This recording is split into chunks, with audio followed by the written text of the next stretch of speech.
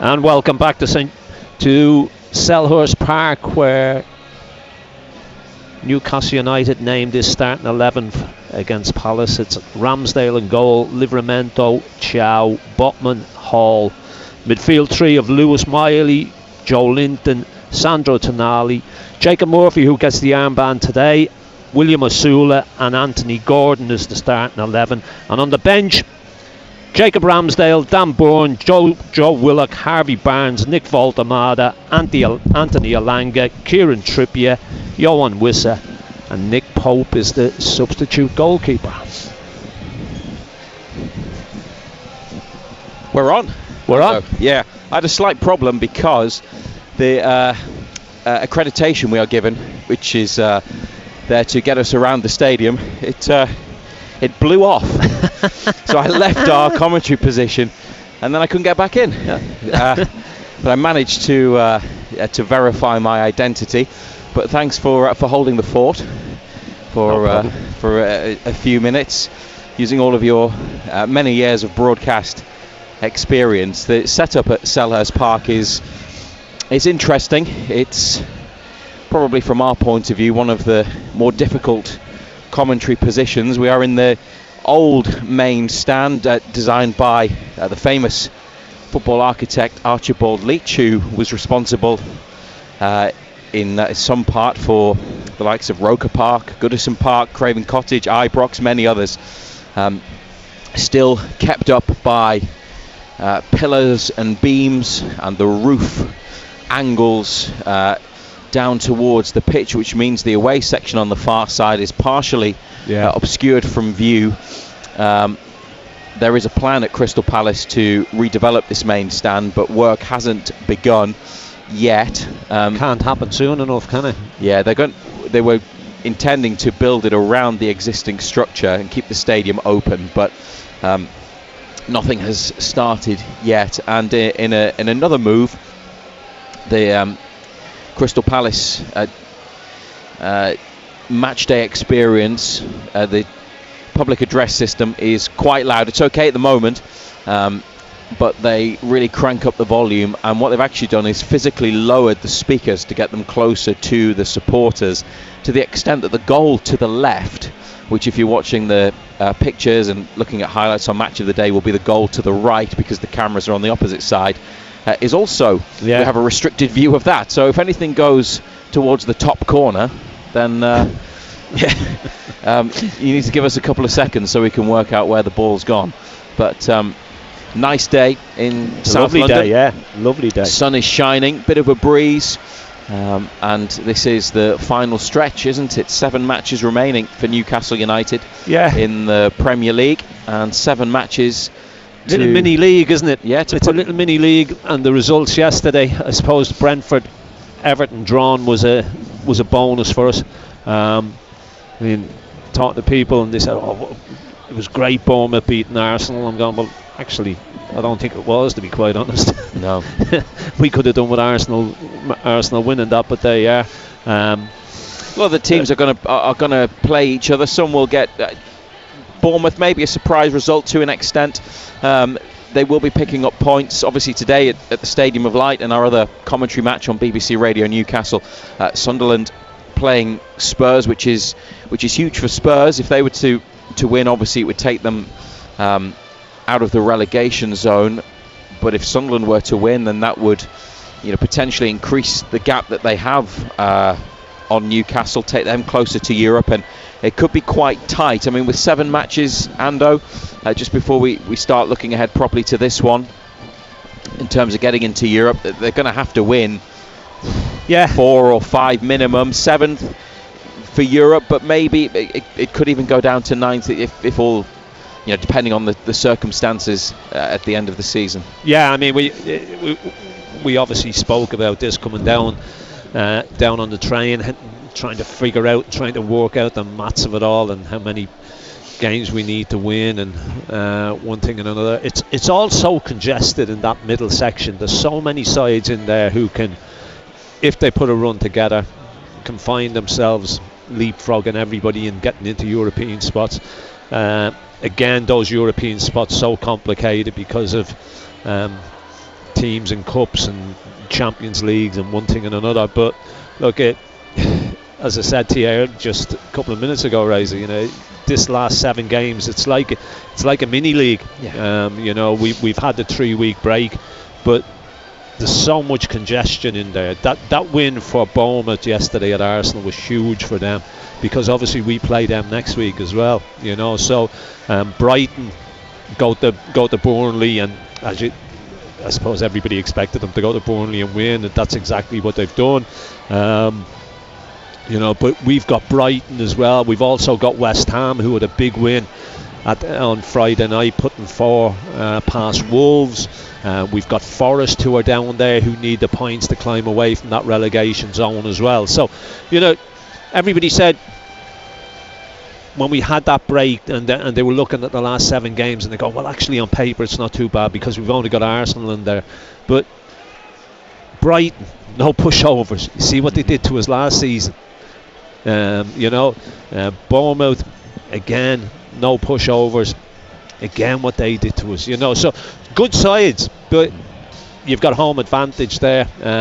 You've obviously got to go to Forest, and we've got West Ham to come to St James's as well. So, tough games if you don't go about them the right way. Starting here today, he's made the 6 changes. I think there's players there that we didn't expect to see, but he's had time to work with them. These boys obviously impressed on the training pitch, and this is the 11 that he's gone with. Crystal Palace against Newcastle United live on BBC Radio Newcastle, here on FM. We're also on the BBC Sport website and app. If you go to the live football page, the section that says watch and listen is where you'll find our Newcastle United coverage. So if you're going to be on the move, out and about, then you can listen to us as you go through the BBC Sport website and app, and we're on the Newcastle United website and app as always as well. This is their first match since the derby. They've had 3 weeks to reflect, and for Eddie Howe to start trying to put things right. Every defeat you suffer as a manager leaves a mark, and that will leave a big mark on me, that game. And as always, then, that you have a choice as to what reaction you give. For me, the reaction is always to work smarter, try and work harder. If it increases motivation levels, I think it's difficult to do if you're highly motivated anyway. But then it's to seek answers and to find solutions and to make the team play better. That's always my default setting, and try and come back stronger. We'll have more from Eddie Howe ahead of kick-off. We'll try and move on from the derby talk. I think we've had quite enough of that over the last 3 weeks when there hasn't been much else going on. But joining us now on BBC Radio Newcastle, we'll get a quick reflection on what's gone before, as well as talking about today and bigger picture stuff. Liam Kennedy, editor of Newcastle World. Thanks for coming to speak to us, Liam. Yeah, great to be on again. It's been a long 3 weeks, hasn't it? Oh, it's been painful. It's been quite good in some ways that you've had a little bit of a break, just time to take stock. I think everybody needed that. It's been a really hectic time, particularly since Christmas. I think everybody needed that sort of time. The players probably needed it. The manager definitely needed it. And I think the fans needed it.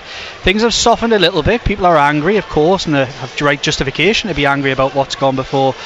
But today, almost this 7 games in a microcosm is the season. You can either grasp it and take the team forward and go and potentially qualify for Europe, or continue in the way that you did. It's a great opportunity, if you look at it, for the players to go and right some wrongs. Yeah, it is. I agree with what you say, Liam, but it's strange, isn't it? Because we're here today, we've had this 3-week break, but you're not too sure what to expect.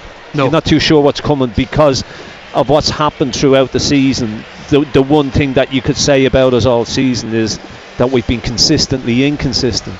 We haven't been able to put runs together where we've gone 5, 6, 7, 8 games where you thought, yeah, now we're on a little bit of a roll. That there's been nothing like that. But if you want to get into those European spots, this is something that we're going to have to do in these final 7 games. As I said to Razor just there before you came on, this is like a mini league now, and you've got to be looking to finish at the top of that mini league, so to speak. It's not going to be easy, is it? No. The trends are there that this team hasn't been able to produce the kind of form that they're going to need to produce in the next 7 games to get in the positions where they really feel like they should be as a football club. With the exception of Arsenal, who will need something from that match, you would think, whatever Man City do in their next couple of matches. These are the fixtures that Newcastle have dropped points in consistently this season. Mid-table teams around them. Palace, Bournemouth, they've got Brighton to come. Forest and West Ham might require results. Fulham very much in the European mix. They've been so inconsistent this season, the way that they've accrued the points, the teams they've got them off spread across the league. But these are the fixtures that you wouldn't necessarily trust them in. I've always thought that they're better in the big games against the top sides. Yeah, they very much have been, but it's these games they need to go and win. These are the games they went and not particularly here, they haven't played very well here for quite some time, but they're the type of games in that category that they've gone and qualified for Europe by winning these type of games. They've got to go and win. I heard you talking about it before. They might need 5 or 6. Yeah. It might be that many to get right in the mix, because all it takes is 1 or 2 of those sides. We're not talking about a lot of places up for grabs, really, when you look at it. The top 5 is probably almost sealed off unless they go and win 6 out of 7. Then you're talking about 1 or 2 positions. All it takes is another 2 teams in that little fight to go on a decent run, and Newcastle United are in big trouble. Yeah, I agree. I mean, it's an interesting side he's picked today as well, isn't he? He's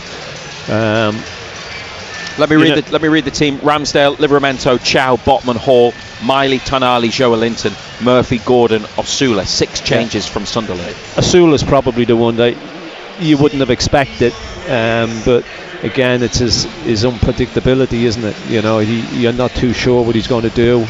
Don't think he's 100% sure what he's going to do, but he's got pace, and obviously he scored that wonder goal against Manchester United. But it's an opportunity for him, isn't it? It is, but not to dwell on the negatives, but this has got to be the biggest underline yet, that he has no confidence at all in the 2 that he signed last summer. Now, it's quite a sad situation. Newcastle United spent 125 million-ish in and around that on 2 centre-forwards that they don't trust to play in a must-win game. It's quite sad we are where we are. That's no disrespect to Will Osula. He's deserved his opportunity at times this season, and he's a live wire. He can do things that nobody expects, as you said. But I think the way that Eddie Howe wants to play, the team that he wants to play, he needs that dynamism, he needs that running, he needs that pressing, and unfortunately he only sees 2 players in that forward line really, in Anthony Gordon and Will Osula, who can deliver that. That just isn't Nick Voltemada or Johan Wissa. They're the closest in that respect, although they are very, very different in most regards to the player that left last summer, because they'll run in behind and they'll stretch it, and you cannot really make comparisons in terms of Osula with Isak when it comes to ability, but he will chase, he will run, he'll stretch the play, and Voltemada doesn't do that. That's not his game. Wissa just hasn't looked fit, it hasn't worked, and at times, we said this earlier, they've had to sit on the bench and watch Gordon start out of position up front. Today it's Osula.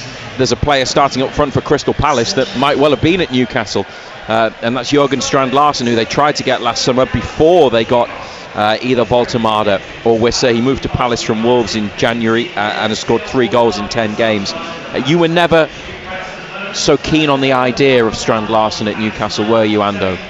No, every time I've seen him live against us, you can see things on television and go, oh yeah, but it's only when you really see players live. And every time I've seen him play live for Wolves against us, I've never come away from the game going, oh, he's a good player. He's not bad, him, because he's never done a great deal against us. God, I hope I'm not tempting fate now by saying that, because you could be. Wasn't as a blinder today.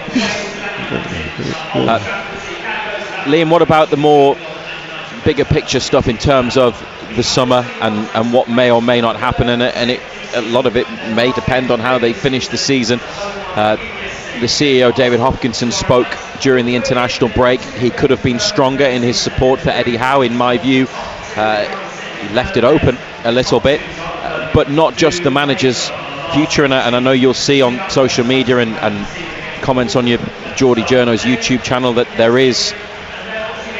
there are supporters who want to see a change of manager. There are plenty of others who still back Eddie Howe, but also players as well. I said earlier that it feels like maybe we're coming to the end of possibly this team or a cycle. Every few years things do refresh, and you could see that happening as well, with speculation about the futures of a few players and also some fringe players who might well move on. So it could be a period of change coming up. It has in recent weeks felt like the end of something. It's been difficult to put your finger on exactly what that is the end of. All good things come to an end, whatever that may be, whether it's teams, whether it's players, whether it's management. Things move in football. They have to move. That's beneficial to any team. You have to freshen up. And Newcastle, it feels like it's in a position where it needs freshen up.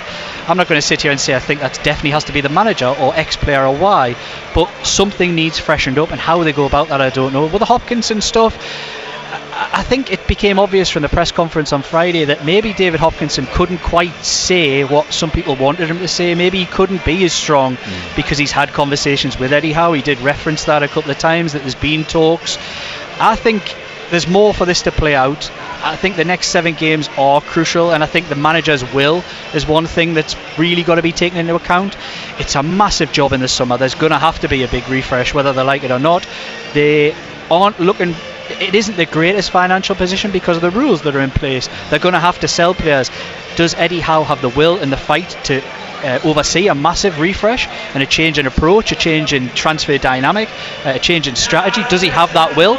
Only he can answer that, and I think that's going to be the key thing between now and the end of the season. I think that's what we're going to find out. But they do have, Liam and Ando, people in those executive positions now. David Hopkinson as CEO and Ross Wilson as sporting director. They didn't have that last summer, which I think was part of the problem, alongside the high-profile Isak situation and the fact it took so long to get some deals done. They missed out on lots of players. You would hope that there is a strategy and a plan this summer, but again, if they're in the Conference League, the plan would be different to being in the Champions League, which looks unlikely now, as we've touched on. Maybe no European football would be the best thing, and in that respect, is Eddie Howe very much the best manager when you go week to week in the Premier League, as we've seen in their seasons when they haven't had the Champions League. They've performed better, but I think there's other factors in that as well, such as the squad depth and things like that. But there's lots to think about. Yeah, I think this season's been a learning curve for Eddie Howe as well, from a managerial point of view. Not in his career has he had a season where, for the majority of it, he's had to play weekend, midweek, weekend for so long. Games. We know that he likes to get on the training ground and he likes to work with players and he likes to develop players. He hasn't been able to do that this season because of the amount of games that we've had to play. And managing those games, it's something that he's never ever had to do. So he will have learned a lot from this season as well, and I know people aren't interested in that because they want to see you win games, and that's what the majority of supporters want. They want you winning games all the time, but I think it's been a big learning curve for him as well, and he will have learned a lot from and taken a lot out of this season with the amount of games and seeing the way that he's got to manage players and manage training and one thing and another with the amount of games that he's had to play. I think ultimately he's in a football club that wants to be in Europe every season, so he has to have found a way. He has to have learned from this season that most elite managers or managers who manage football clubs that get into Europe every season do not have the training time with players. Some of them will never have had that in their whole career. It's all they've ever have known. So Eddie Howe has to have learned from that and has to improve. Do you think they'll win today, Liam? I'm not going to say win. I struggle to remember seeing Newcastle play well here, so that's one of my biggest. I struggle to see a good game here. Never mind seeing them win. I mean, it is. In all the times and years that we've been coming here, Razor, they're usually dour affairs. They're pretty scrappy. There's usually not much in them, but you've never gone away going, "Whoa, that was brilliant. That was worth coming all the way down here for." But look, I just think in these last 7 games, I don't think it's about performances. It's more about results than it is performances, and that's what we need to do. We just need to go and we need to win as many of these last 7 games as we possibly can. Liam Kennedy, thanks for joining us. Remind us where we can read and watch your work. So I work for a company called Iconic, so you can check any of the work out of the lads that work with me from the Shields Gazette or NewcastleWorld.com, and also of course on YouTube with Geordie Journals. Well, we'll probably watch your video on YouTube on the train home tonight. Hopefully it's a positive one. Cheers, Liam. Reflecting on a Newcastle United success. Liam Kennedy, editor of Newcastle World, thanks for joining us on BBC Radio Newcastle in our build up to the match against Crystal Palace, which is coming our way in just over 10 minutes time. Here is a reminder of the starting lineup. There are 6 changes. Ramsdale continues in goal. Livramento and Chow come in to start in defence alongside Botman and Hall. Miley, after getting on towards 3 months out, 2.5 months out with a dead leg and knee problem, he is in the team from the start today. Tonali returns after missing the derby, but played for Italy during the international break. Just didn't quite, in the words of Newcastle, have enough time to recover for Sunderland following the injury against Barcelona. Joelinton in midfield again. Murphy and Osula come into the forward line. Gordon on the left. The bench: Pope, Trippier, Wissa, Barnes, Elanga, Voltemada, Willock, Byrne and Ramsey. The 6 who drop out: Trippier, Barnes, Elanga, Voltemada, Byrne, Ramsey, or aforementioned on the bench. Crystal Palace, they made 5 changes. They've kept their goalkeeper, 3 centre-halves and 2 wing-backs from the 3-0 win over Fiorentina in the first leg of the quarter-final of the Conference League. They are close, you would say, to reaching the semi-finals, and for that reason maybe today is not their most important game of the week. They're 14th in the Premier League. They've got a game in hand, so very much mid-table. You wouldn't say that they're in any relegation danger. Their 11 is Dean Henderson, the goalkeeper. Centre-halves: Chris Richards, Maxence Lacroix and JD Camvo. Daniel Munoz, who missed the game at St James's Park in January because of injury, and Tyreek Mitchell, who scored their 2nd goal the other night. They are the 2 wing-backs. Then in midfield, the 2 who would probably, you'd say, are their first choice, which are Adam Wharton and Daichi Kamada. They're both on the bench. Jefferson Lerma and Will Hughes come in, and the front 3 looks different. It's Brennan Johnson, Jeremy Pino and Jurgen Strand Larsen. Palace's bench: Walter Benitez, the goalkeeper, Nathaniel Klein, Borna Sosa, Chadi Riyad, Daichi Kamada, Adam Wharton, Justin Devaney, Ismail Assar, their top scorer with 16 goals, and Jean-Philippe Mateta, who scored a penalty the other night. He is also a substitute. So they've got some big players on the bench. There's no Evan Gesson on loan from Aston Villa. He's not part of their squad today. They have made changes, Ando, I think with European football in mind. Yeah, big win for them here the other night. But you're right, talking to people downstairs, and they were saying they've got one eye on the second leg in Italy next Thursday night. That's more important. As you rightly say, they're not going to go down. They're going to be mid-table, and hopefully they play like that. Hopefully they play like they've got one eye on Thursday night. But look, I think it's about what we do.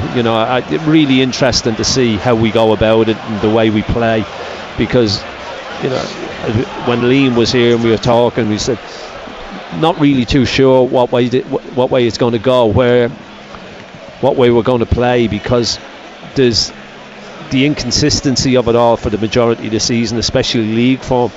Yes, there's been games in Champions League and one thing and another where we've been excellent, but we haven't been able to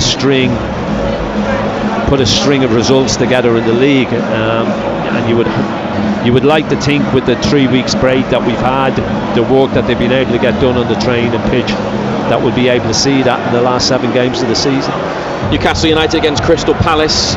We're on FM on BBC Radio Newcastle. If you want Sunderland against Spurs, then you need to listen on either DAB or Freeview channel 711 to hear Nick Barnes and Gary Bennett live from the Stadium of Light. The Sunderland match is also on BBC Sounds, and there is an option for listening online to our Newcastle commentary today. You need to go to the live football page on the home page of the BBC Sport website and app and find the watch and listen section, and it'll be right there. So if you're going to be heading out and about today, then you can continue listening to the black and white perspective.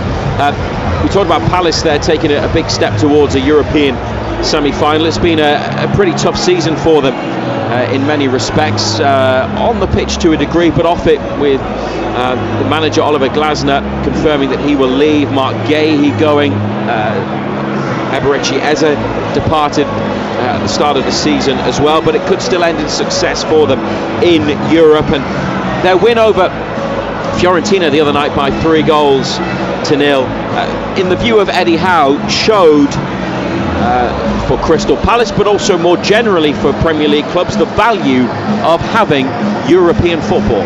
Yeah, I mean, of course, for us, we've been involved in the Champions League. For me, is the best competition, having experienced it twice, and amazing atmospheres, amazing stadiums, amazing teams you're playing against. But I think any European competition has its own strengths, and I think when you get to the latter stages of this competition, as you saw with Crystal Palace, of course you're getting to the feeling of potentially winning a trophy, and that can transform your season. So I think they're in a good place off the back of that win, and they're in a really strong position. I'm not looking at anything else other than trying to finish the season as high as we can. If Newcastle were in the Conference League, they'd probably be favourites to win it, like Chelsea did, like West Ham did. Crystal Palace could be next. Conference League might well be their best hope, their best bet for European football, but all that is still to be sorted out. Europa League is an option, but Newcastle United currently, with a game in hand on Liverpool, who occupy 5th spot, they are 10 points behind them. 5th will definitely be Champions League football next season. The Premier League has secured that additional place, the one that got Newcastle into the Champions League this year. But lots of clubs fighting it out, trying to get themselves European action for next year. There are 7 matches to go, starting with this one in the sunshine in South London. Crystal Palace, Newcastle United at Selhurst Park as they go into this final period. This is what Eddie Howe wants. That's how we perform. We want to try and win every game that we have between now and the end of the season. Certainly there's no excuses in terms of our preparation for those games, and now we get a chance to train. We need to see that have a positive effect on the group. That will be our target. Where it takes us, I don't know. They have, Ando, no midweek football now between this international break that's just finished and the end of the season, but they've not had the opportunity to work as a big group for too long because of the internationals. They had at one point about 6 senior players available to train while most were away or still recovering from injury, so probably they'll feel the benefit of that week to week football action, but also the training time, which the manager values so much and enjoys so much because he's happiest on the training pitch. You'll feel the benefit of that maybe over the next 2 or 3 weeks. Yeah, hopefully. Look, we know that he loves being on the training pitch. He loves working with players. That's where he's at his happiest. Now that's something that he hasn't been able to do all season because of the amount of games and the competitions that we've been in.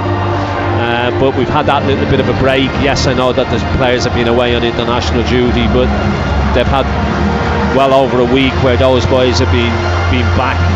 Obviously there was no Premier League games last weekend because of the FA Cup, but so he's had that time to work with them.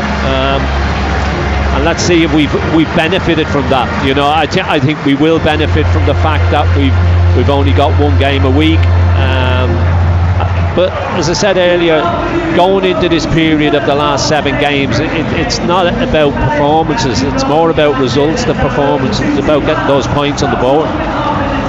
And the team that has been selected to try and get them back into some winning form is this Ramsdale, the goalkeeper, Livramento, Chow, Botman, who had that nasty injury from the derby. It saw him substituted. He's back today, Sven Botman, and able to participate in Newcastle's run-in after having surgery on a facial fracture. He is wearing a protective mask.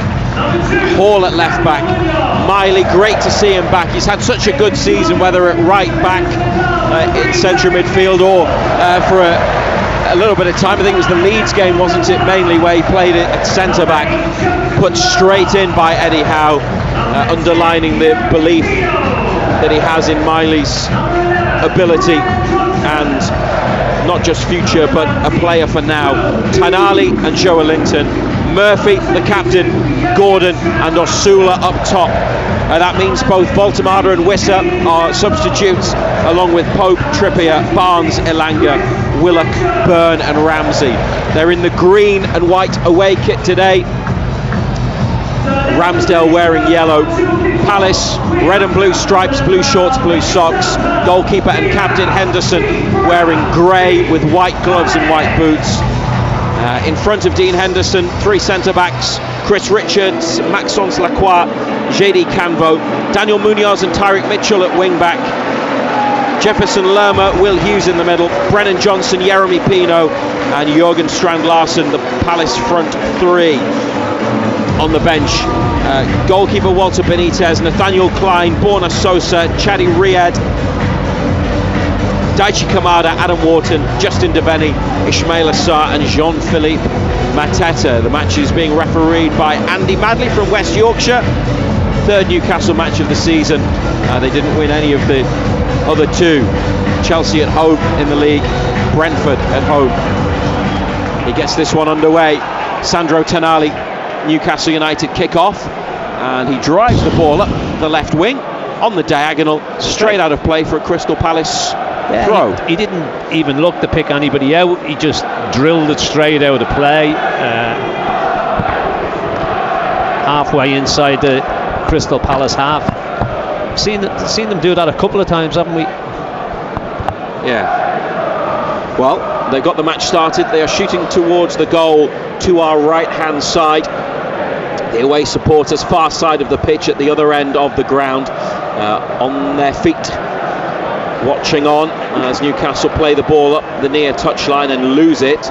Hughes turns in midfield and Palace start to build an attack. Here's Jeremy Pino, the Spanish international, whipped in, Botman with a block, Livramento stabs clear, Osula using his pace, chasing the ball up to halfway, but Lacroix back to his goalkeeper, and Henderson has it again on the edge of the Palace penalty area. And now left-footed clearance from the England international. Chow with a header, Joe Linton then nods it up in the centre circle, Lerma helps it on, Botman has got a bit of time to play the pass to Hall, and he gives it back to Botman into Tonali. He plays the way that he's facing straight to Ramsdale, and a long driven ball by the goalkeeper into the Palace half. Header from Lacroix, who's in the middle of the back three, onto Pino, gets it back from Strand Larsen, edge of the area. Strand Larsen again couldn't hold it when he got the next ball from Pino. Strand Larsen, the big centre forward, 6'4", Jeremy Pino, the busy low centre of gravity, creative force for Crystal Palace. What a ball. Diagonal ball to bring Daniel Munoz into the action. Big player for Crystal Palace, the Colombian at right wing back. They go back to halfway. Newcastle a spell without the ball here. 0-0 on BBC Radio Newcastle and the BBC Sport website and app. Third minute. Strand Larsen holds it, lays it off towards. Hasn't been the best of starts for the big fella, has it? On the near side, it goes out next to the Newcastle bench. Eddie Howe and Jason Tindall both up, and both quite animated. As United play it back to Ramsdale, Botman stretching, takes it out towards the corner, slams it against Johnson and wins a goal kick. They will be happy to get a goal kick now because it nearly ran behind for a corner kick. Yeah, it's been a sloppy start, hasn't it? Just another reminder that if you're looking for our commentary on Sunderland against Spurs, then it's on DAB, Freeview channel 711 and BBC Sounds. And we'll let you know if there are any goals there, and also in the Forest Villa match, which is also a 2 o'clock kickoff in the Premier League.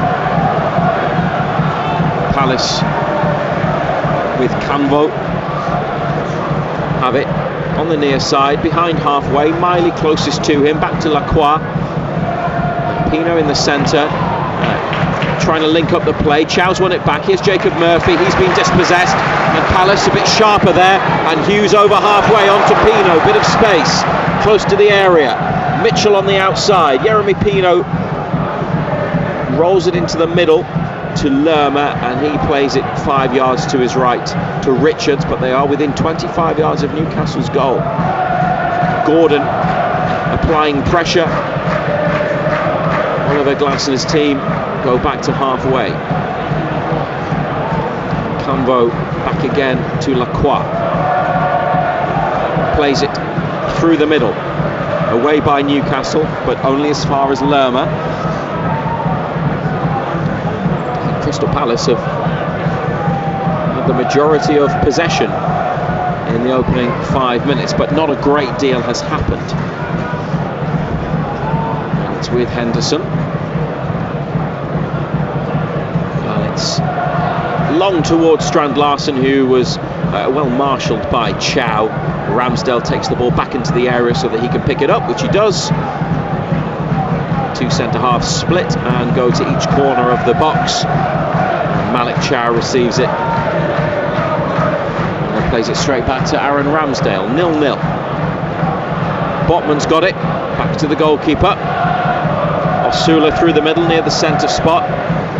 Doesn't go long though, it's short to Chow, edge of the area. Livramento inside to Miley, back to Chow.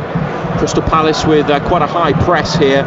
Newcastle back into the penalty area. Now Botman out to Hall. Gordon's come in. Joelinton's on the wide left position on the touchline. Ball inside's a decent one, and Osula takes it on and tries to get him behind the last defender. It's a good recovery. Strong play by Cambo, who came across from the left side of defence towards the right. Osula was threatening to break away and get him behind. Good defending. That was strong defensive play from Cambo. Yeah, good defending. Basically showed him where he wanted him to go. Osula's gone to go, and he's just too strong for him. Botman gets it back from Tanali. And here's Malik Chow. Murphy for Osula, holding it up. Almost found the return ball to Murphy on halfway. He was dealing with a defender, leaning back. Osula. Palace now send it forwards up this near side. Chow wins a header, but it's gone to Pino. Only Johnson ahead of him. Pino comes back into the centre circle. He's a tidy player. He's used the ball well there. Hughes to Munoz, low cross. Botman to Joelinton. Out towards Hall. Took a touch off a Palace player, which slowed the ball down. Now Tanali to Botman, who's given it away to Hughes, but that's going to run out. Newcastle throw it left back. 6. Now 7 sloppy minutes. Early on. 0-0. Been sloppy early on. Spoke beforehand about whether Palace playing on Thursday night benefited them, having had 3 weeks off, whether they'd be a little bit sharper. And they look it in that opening 7 minutes, don't they? They just look a little bit fresh. Because normally the team that plays on Thursday night, and there's always been a thing, hasn't there, about, hang on, we'll come back to that thought here at Crystal Palace. Pino near to the D. Newcastle get green shirts in the way. He looked left and then turned again and spreads it out wide right to Munoz. Hughes on his left, deep cross into the 6-yard box, gathered by Ramsdale, fairly comfortable for the keeper. And now out to Murphy. Here's Osula. Back to goal, near halfway. It's done well. Laid it off to Miley after a couple of touches. Tonali to Livramento. Trying to keep it now, Newcastle. And they switch the play from right to left to Hall. Gordon just up the line. Now bends his runs in behind, but it doesn't go. Botman's got it. Normally, if you played on a Thursday, it might affect you, or that's often the thinking, but with so long without a game, it could help Palace start to find their rhythm, and they had such a positive result, didn't they? Huge win over Fiorentina. Yeah, massive win for them.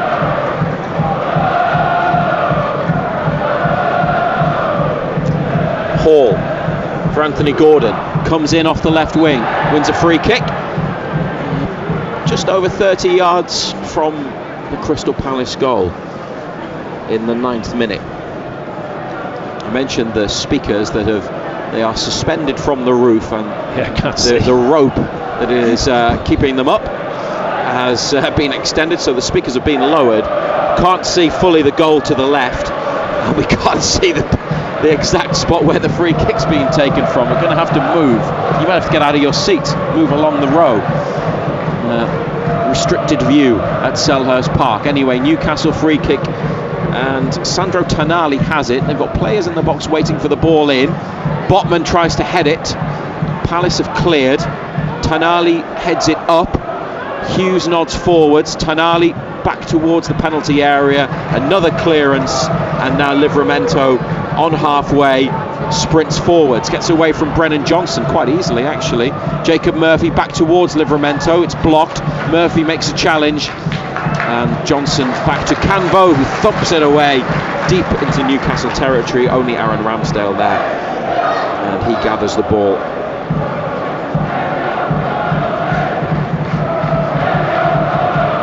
Newcastle United now with possession. They managed to get hold of the ball a little bit in the last couple of minutes after Palace saw most of it in the opening 7 or 8, but no goals yet, no chances at either end of the pitch. Fairly uneventful start. Newcastle over to Lewis Hall, can't go forwards, back to Botman, away first time, looking for Gordon. Richards, the Palace defender, came and missed the ball. Lerma behind him sends it up the pitch, and that goes out near Newcastle's corner flag on the left. Lewis Hall picks it up close to the away supporters. Those in the front 10 rows getting some April sunshine. Those behind shaded. Hall now with the ball facing his own goal line. Back to Botman. He swings it clear. Osula trying to spin away from Palace defenders. They've won the ball back. Lewis Hall has then been awarded a free kick after being nudged over by Munoz, didn't he?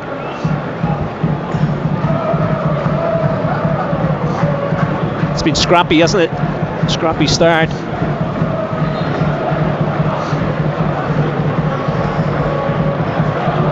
Newcastle United with their 52nd match of the season. They will play 58, just short of the club record. They went into this game, into the weekend in 12th, they're 13th at kick-off. No goals elsewhere in the 2 o'clock matches, and then Chelsea Man City to come at 4:30. Ball up the right by United. Henderson's got it, collides with his own player Lacroix in the middle, and then he kicks the ball out of his hands. It bounces once and then twice, and Aaron Ramsdale keeps it in near to the left side of Newcastle's box, keeps it in with his hand in the penalty area, and passes it out to Malik Chow on the near side. Livramento to Tonali, who gets on it and moves it across midfield.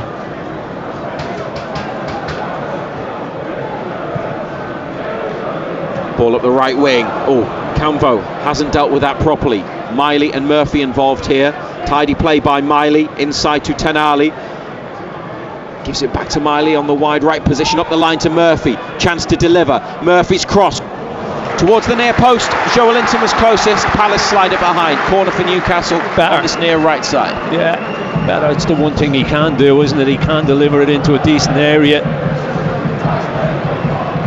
Murphy, decent ball played in there, post, forcing Palace to give the corner kick away. First one of the afternoon. Lewis Hall, a left-footed delivery then. You'd expect an in-swinger. Here it comes, flat and straight at the near post where it hits Munoz, and Pino runs away with it for Palace. Murphy and Hall trying to win it back. Pino has managed to come away with the ball and has then been stopped by Lewis Miley. Not sure about that. Looked like he won the ball. Yeah, not sure about Palace that. get a free kick. Nothing in that whatsoever. He just took the ball away. Miley didn't complain either. Strange decision by the looks of things. We've just seen it again quickly by Andy Madley. Maybe there's another angle that shows it's a foul, but wasn't a free kick. But you just see so many of them players go down and the referee decides it's a free kick. That groan was because Joe Linton put his boot out to divert the ball away. Will Hughes was stooping. It wasn't a high foot, but it was close to his head. Now Newcastle have won a free kick, near side, behind halfway, 0-0. Waiting for the game to come to life, John Anderson, aren't they? Yeah, as I say, it's been scrappy from both sides. No real tempo to it.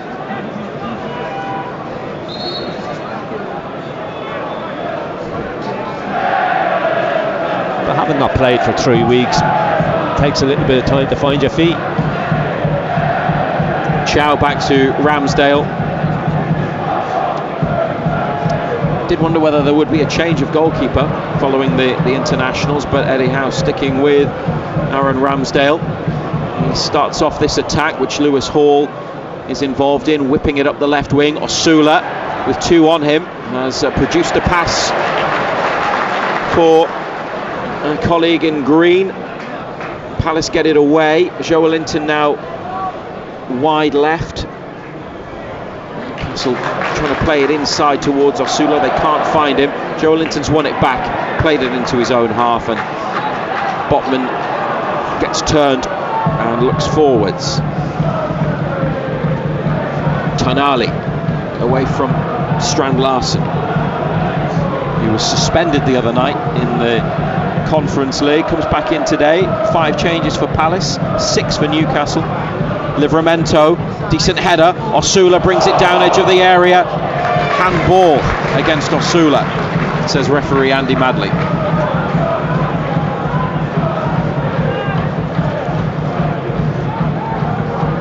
Livramento found a good position in between Palace players. I think they just lost track of his run there. When he nodded it inside, Osula was close to the edge of the box. But it's been given the way of Palace for a handball as he tried to control it. Mitchell up the line, out off Murphy. Assistant referees today, Simon Long on the near side, Craig Taylor far side. Ruben Ricardo is the 4th official, and Craig Pawson on VAR. Assisted by James Mannering. Palace have lost it, trying to clear it. Osula laid off to Miley. Tonali's ball looking for Gordon. He is deflected into the hands of Henderson by one of his defenders. A little bit better from United in the last few minutes without anything meaningful being created. Crystal Palace have given the ball away. Pretty aimless pass up the pitch, and Lewis Hall with a lot of time inside to Sven Botman. Foot on the ball behind the centre circle. 0-0 here. Malik Chow back inside to Botman. Gordon flicks it round the corner looking for Joe Linton. Palace have it. Nice turn and pass from Pino, who started very brightly indeed. Mitchell from wide left, 25 yards out into Lerma, floats one towards Munoz. Lewis Hall gets up and wins the header. Anthony Gordon's got it now and starts to turn and come away with it, and the option to the right is Miley, and Osula could potentially run onto this, but Miley's ball is too straight. Osula had gone towards the left. I'm not sure Osula was really aware of the fact that Miley had it or where the ball may have gone.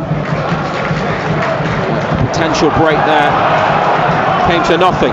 Palace on one of their own with Brennan Johnson up the right, looking for Strand Larsen, away by Chow. Miley calm and plays it to Tanali.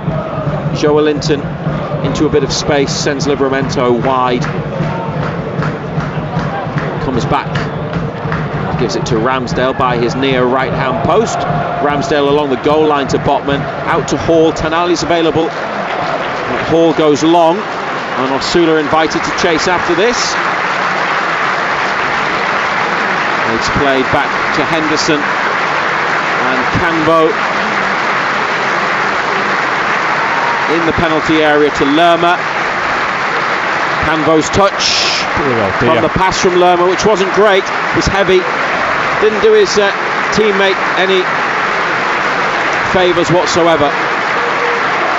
And Newcastle have a throw on the right wing as Crystal Palace and Selhurst Park pay tribute to a young Palace supporter. His image is shown on the giant screens, that's why they are applauding.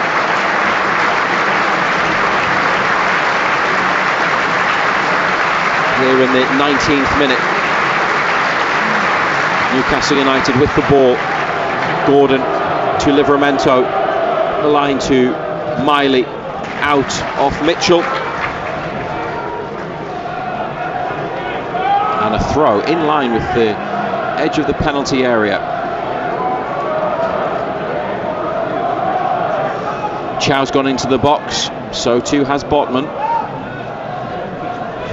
Livramento, could be a long throw this.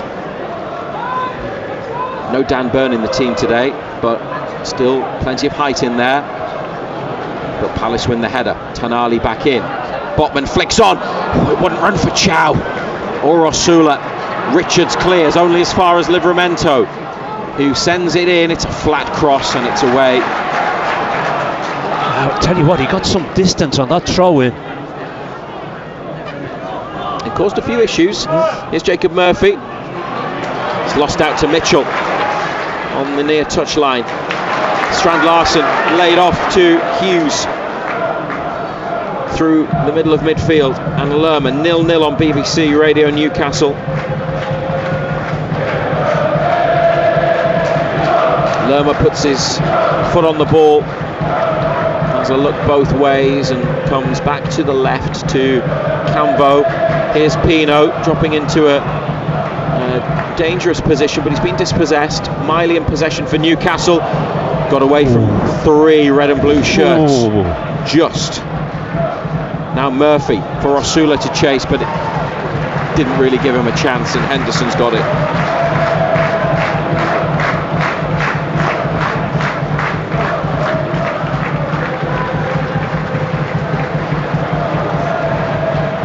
Long ball forward from Crystal Palace. Aaron Ramsdale has it. 21 minutes played. 0-0. 6 changes today. Ramsdale, Livramento, Chow, Botman, Hall, Miley, Tonali, Joelinton, Murphy, Gordon, Osula is the Magpies starting 11. They've still got the ball at the back. Up they come to Murphy, inside to Miley, back to Murphy, on to Osula, trying to hold it on halfway, back to Murphy, now well Gordon. Played. That's well a good played. Move by Newcastle, and the attack continues. Osula could get it from Gordon into the area, still Anthony Gordon wanted to take it on himself, and the shot is blocked. He had the pass available inside through a gap for Osula. Should have went outside. Also Joelinton to the left as well. The build-up play was excellent. It's the best move of the match from either team. And a blocked shot from Anthony Gordon at the end of it, when, not to be critical, but just to describe what was happening, he did have options inside and on the outside to his left as well. Yeah, they worked it well.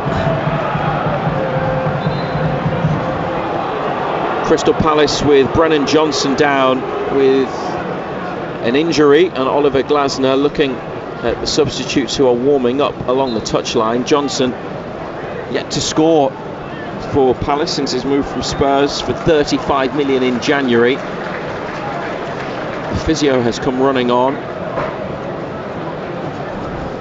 And they've got their top scorer Ismail Sarr, who can play in that position, a very good player as well. Sarr on the bench, who they might need to bring on. In the meantime, Newcastle and Palace come towards the touchline. Seems like a genuine injury rather than one of these tactical timeouts that clubs and teams tend to have. He's sitting down, Brennan Johnson. Ismail Assar is stripped.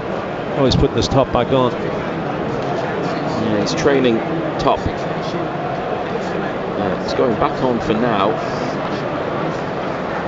Newcastle's bench today: Pope, Trippier, Wissa, Barnes, Elanga, Voltamada, Willock, Byrne and Ramsey. And the Palace team: Henderson, Richards, Lacroix, Cambo, Munoz right wing back, Mitchell left wing back, Lerma and Hughes in the centre of the park, Johnson, Pino and Strand Larsen. Palace's bench: goalkeeper Benitez, Klein, Sosa, Riyad, Kamada, Wharton, Devaney, Sarr, Mateta.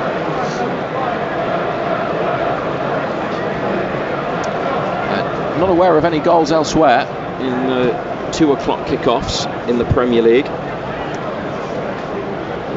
Sunderland 0, Spurs 0, and that match is on DAB and Freeview channel 711, as well as BBC Sounds from BBC Radio Newcastle. Our coverage here at Crystal Palace. If you're listening on the radio on FM, you can also hear us on the BBC Sport website and app.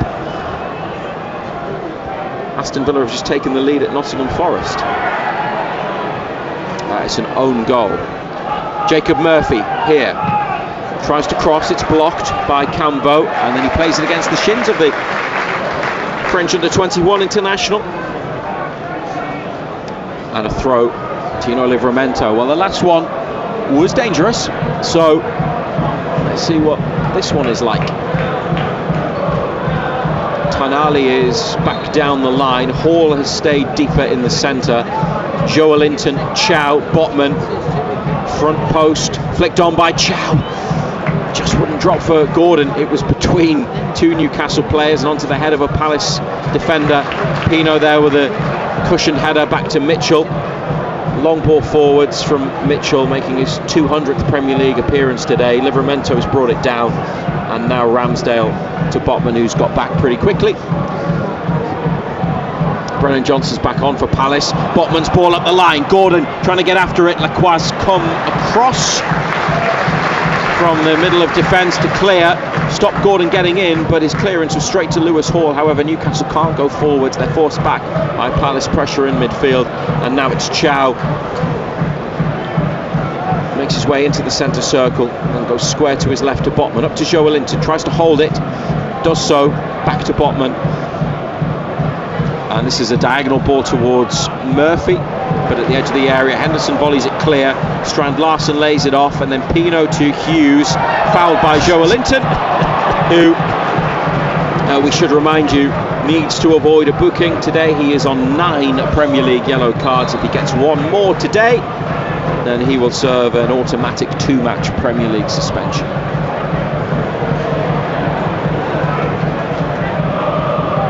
But if he makes it through this without a yellow card, then he's fine.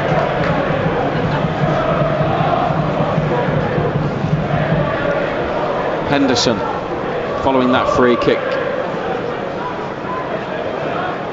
Volleyed away by Chow. Sula was coming back from an offside position, can't challenge for the ball. Oh. Crystal Palace are awarded a free kick. Brennan Johnson sent tumbling by a challenge from Sven Botman from behind. Good 40 yards out this, right of centre. 0-0. Weather's good, game not so much.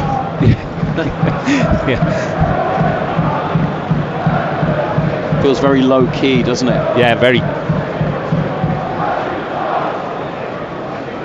Jeremy Pino,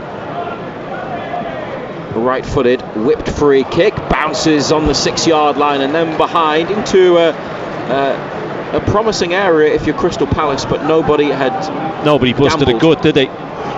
Nobody. It just bounced on the 6-yard line, went behind. 26 million from Villarreal last summer. Looks a talented player. He's the sort of player that Newcastle don't have. Yeah. Seems like he might have a bit of a free roll. Just buzzes around things happen. He's got it again. Tries a step over. Lewis Miley blocks him off. Newcastle, Miley, Tonali, Livramento work it well.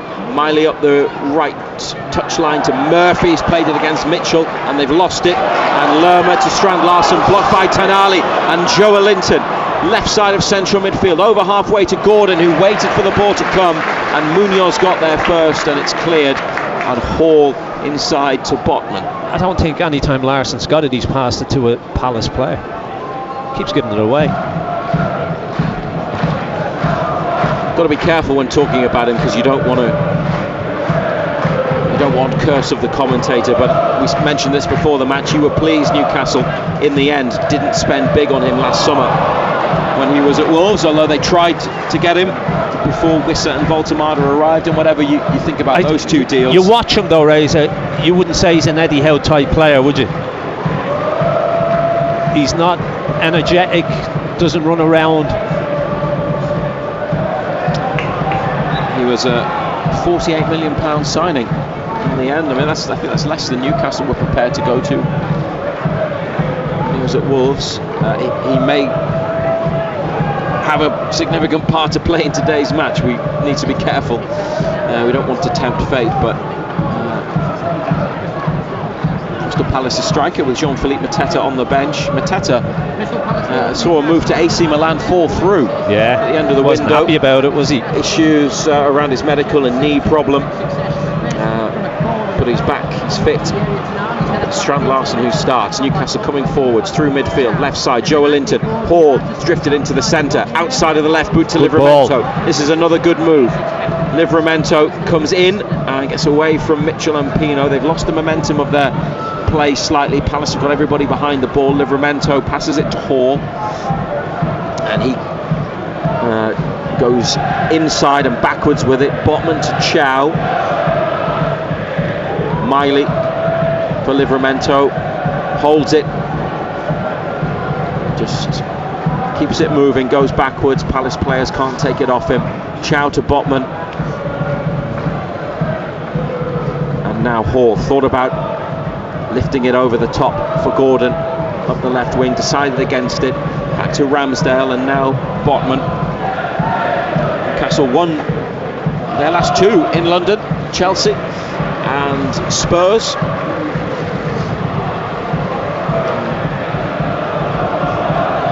Time they've also lost to Man City away, but 2 wins in the last 3 away from home in the league, having won just 2 of the first 12 on the road in the Premier League this season. And they had big problems away from St James's Park, as I'm sure you remember.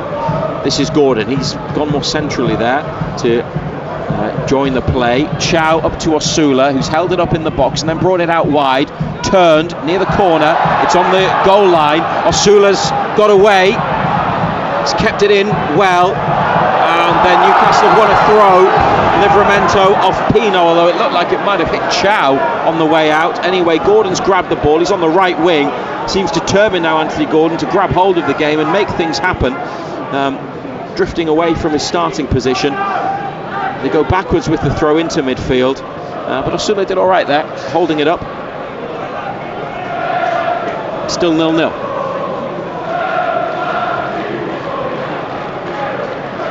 Yeah, it's there hasn't been a great deal of goal-mouth action, has there, from either side. Hall coming forwards, over halfway. He's played the through ball. Gordon had gone short inside. Osula was in the centre, but even with his pace, he wouldn't have been able to get on the end of that, unfortunately. Henderson on the floor to Richards, the American. Left-footed ball from him. It bounces and comes to Strand Larsen, who heads it down in the centre circle. Pino, nice layoff. Cambo, well cut out by Murphy on the stretch, and Murphy wins a throw off Cambo. He's a big lad, the 19-year-old. Livramento takes it. Miley.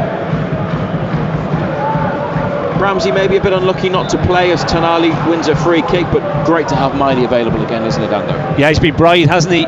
He's looking at it, always available, looking to get on the ball.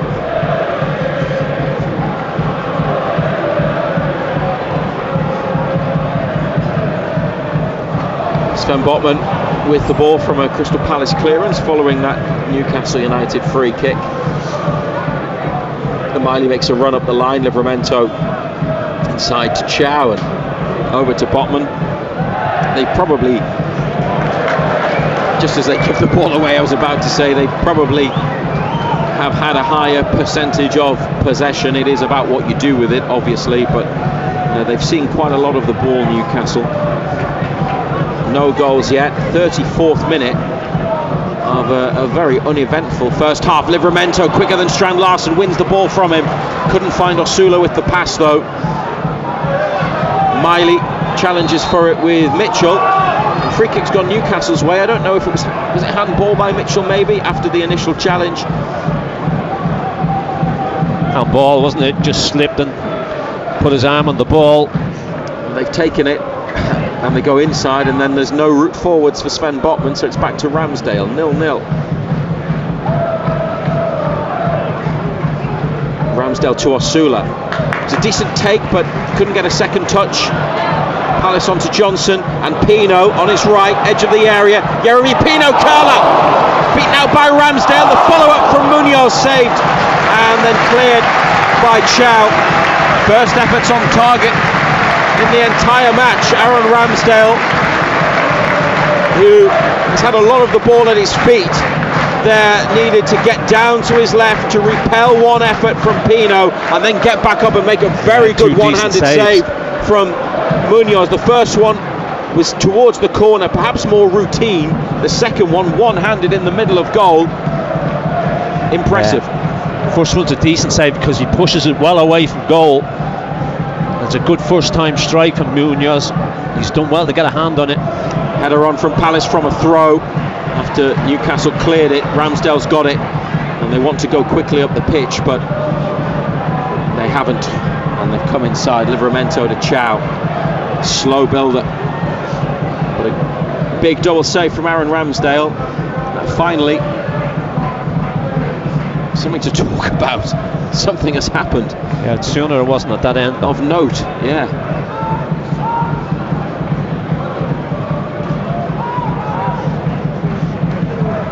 Match here last season wasn't great. Finished 1-1. Newcastle, I don't think they had a shot on target, did they?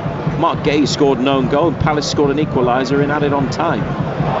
They've given it away here, United. Strand Larsen, Pino to his left. On the stretch, Pino takes a touch and Chow comes over, makes the block. It's a corner. Well, Chow was letting it run, thinking it was going to go for a goal kick. And referee Andy Madley has pointed to the corner. Crystal Palace on the left, corner kick. Malik Chow is having a go at the referee.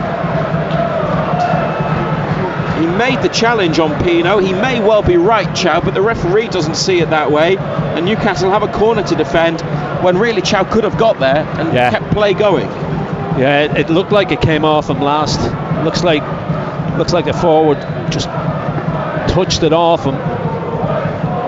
In swinging corner. And Ramsdale was beaten to it by... I'll take your word for it because I can't see. Yeah, Canvo in the middle. We've got a speaker and a pillar in the way of that goal, exactly where that action took place. Centre of the 6-yard box. Ramsdale was off his line and Canvo in front of him connected with the ball first but headed it over. Goalkeeper was nowhere. No, he gets absolutely nowhere near it, does he? Haven't seen again whether it should or shouldn't have been a corner kick. That wouldn't have mattered. That is coming in, isn't it? VAR checks for corners ahead of goals. But it would have stood had it gone in, and maybe Campbell should have done better, but he got underneath the header. Do like the look of Yeremy Pino though, and a player like that is, I think what Newcastle said earlier, they don't have anybody like that. I think they lack those qualities, don't they? He's always on the move, technically very adept, can create. Finds pockets, doesn't he? Yeah. It's the sort of player that can, in a match like this, which hasn't been great, could still be a tight game. It's the sort of player that can win a tight game. And obviously do so much more for your team than that. Palace on the attack again. They're enjoying a decent spell now with 8 minutes to go until half time here on BBC Radio Newcastle. Man United behind the ball, defending. Pino's got it. Mitchell just up the line. He's thinking about the pass. It's inside to Cambo. Turns and comes away from Miley. Up to Mitchell. Space for him. Wide left. The cross into the 6-yard box. And the header coming in. Arriving from the far side. Munoz into the hands of Ramsdale. I think it came off Lewis Hall, you know. Lewis Hall is down. The referee stopped the game. They're just checking whether there's a head injury for Hall. The cross bounced in the 6-yard box right in the middle. Not sure where the centre forward, Strand Larsen, was. Munoz gambled, came in late, went for it with Hall, who has come off badly, Lewis Hall. And the doctor and physio start to come on and then leave the pitch, and Hall doesn't need treatment. Take a look at that again, Ando. Yeah, just seen the cross coming back in. Yeah, I think it is Lewis Hall that comes off last, is it? It's off Munoz's shoulder onto. Yeah. Well, good job Hall was there to at least be in the way, and thankfully he's okay. But another dangerous moment there. Crystal Palace with the ball in. Bounced in the middle. Johnson went beyond the front post, tried to flick it on, couldn't. Strand Larsen was, I think, somewhere around the edge of the penalty area. It remains goalless. Equaliser for Nottingham Forest through Nico Williams, 1-1 against Aston Villa. Earlier, Murillo scored an own goal, and that gave Villa the lead. Sunderland 0, Tottenham Hotspur 0 at the Stadium of Light. And our red and white commentary on BBC Radio Newcastle, Freeview Channel 711, DAB and BBC Sounds. Good move from United on the left-hand side. Joe Linton, can he play it inside for Gordon? It's behind him. And that's where the move ends. And it's where a Crystal Palace attack begins. Pino has it from Munoz. Looked like he was going to cross, dropped his shoulder, came inside. Hughes to Cambo. Lacroix. And Richards up the line, inside now from Munoz, who gets it back. And he slips a ball in behind for Brennan Johnson, who can't. He's never on the move, was he? Never wanted a Johnson. Chow watches it out for a goal kick.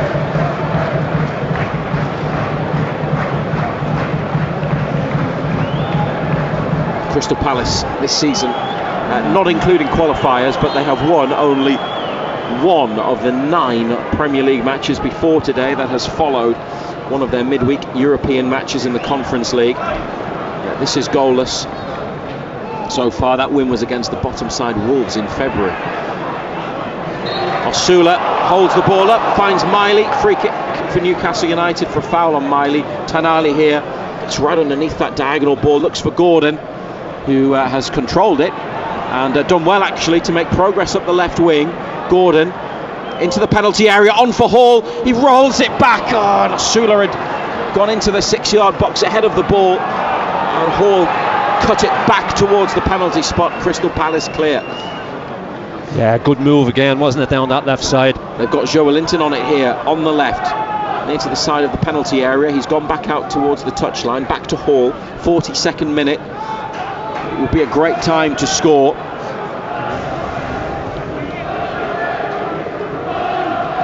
This is Tonali for Livramento, for Miley, sorry. Out to Murphy, Livramento inside in a central midfield position here. He's got it now, Livramento. Murphy wide right, through the legs of Mitchell to Miley, back to Murphy, to Tonali, to Miley. It's great football. Osula sliding, and Osula scores! Fantastic Newcastle move up this right-hand side, and William Osula, brought in for only his 2nd Premier League start, has put United in front at Selhurst Park. Lovely move, short passes up this right-hand side, then it was whipped in low. Osula slid in back post, and it took a couple of touches from him to get it into the back of the net, but that's where it ended up. And in the 43rd minute, it's Crystal Palace 0, Newcastle United 1. It's a great ball, isn't it? It's a fabulous ball. And full credit to the boy, because he gambles, he gets himself in there into an area in around the 6-yard box. Doesn't make it first time and smashes it home at the second attempt. It's a brilliant ball in by Miley. The first touch is off Lacroix in the middle. Osula is behind him. He has slid in to try and divert it into the net. Now, first time, he adjusts very well and very quickly after the touch from the defender to then scoop it into the back of the net from close range. Fabulous ball. Great cross in from Miley. The shape and just a bit of whip on it. And Osula, yeah, first time it didn't come to him, second time it did, but the adjustment he had to make was important and showed good instinct. And it's Osula's 5th goal of the season. And a largely uneventful and uninspiring first half now has them in front, and they could go and get another one here because they're on their way. Hall over halfway to Gordon. Osula up the left wing from Gordon's pass. He's got there with Lacroix for company. Close to the corner. Back to Gordon. They've got Hall and Miley, the only players in green in the box. And they decide not to take a risk and back to halfway. Livramento to Murphy. He's lost possession. Tanali then makes a challenge, and Hughes for Palace now has the ball, but he's on the edge of his own penalty area. Chipped up towards Brennan Johnson. No foul, says the referee. Tanali's got it back. Livramento back to Jacob Murphy. Drops his shoulder, comes inside away from challengers and Palace players, and Livramento back to Murphy. It's opened up for Murphy. He's beaten a couple of players and still going in the box. Then gets tackled. Maybe he could have hit it first time or second time. Murphy just waited too long, but another decent move. The fourth official's numbers board has 2 minutes on it, and we've entered that period now with Newcastle leading 1-0 here on BBC Radio Newcastle and threatening to score a second goal against Crystal Palace. Gordon taking on Munoz with a step over and then turns and goes back to Joelinton. Tanali, centre of Palace's half, onto Murphy. He's got Miley up the line. Murphy back to Chow, and Botman on halfway. I thought Murphy was just going to get the shot off when he got into the box. Yeah, have that opportunity. Yeah, didn't I think he had the did space. open up for him. He obviously didn't fancy it on that left foot. Anthony Gordon has in the meantime been awarded a free kick. Lewis Hall takes it. It's just ahead of halfway. Tanali with it. Strand Larsen makes a challenge. Newcastle United throw. A minute to go until the half-time whistle. And the throw finds Tanali. Here's Osula back to the Italian. Tanali brings in Murphy just inside the area. Murphy, it's on his left and it's blocked. Went for the effort that time, but Tanali could have had the shot. Newcastle win it back from Palace. One last attack. Lewis Hall stopped by Munoz. They've still got about 30 seconds actually, so they could have another go. A throw wide left, 25 yards out. Hall back to Gordon. Botman in his own half. So openings since the goal, but they haven't made the most of them. 15 seconds. Osula makes the run up the right wing and brought down by Lacroix down the side of the penalty area, almost on the line. Free kick given by referee Andy Madley, and Newcastle will have a set piece. Good area at the end of this additional period of time, leading 1-0 through Osula's goal. He's just won them this free kick. He's just dangled the leg, didn't he, Lacroix?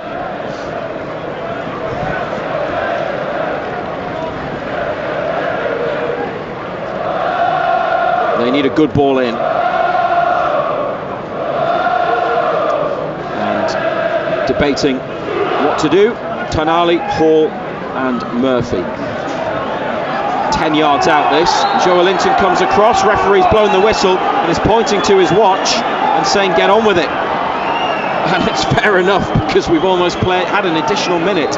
Murphy and Hall are there.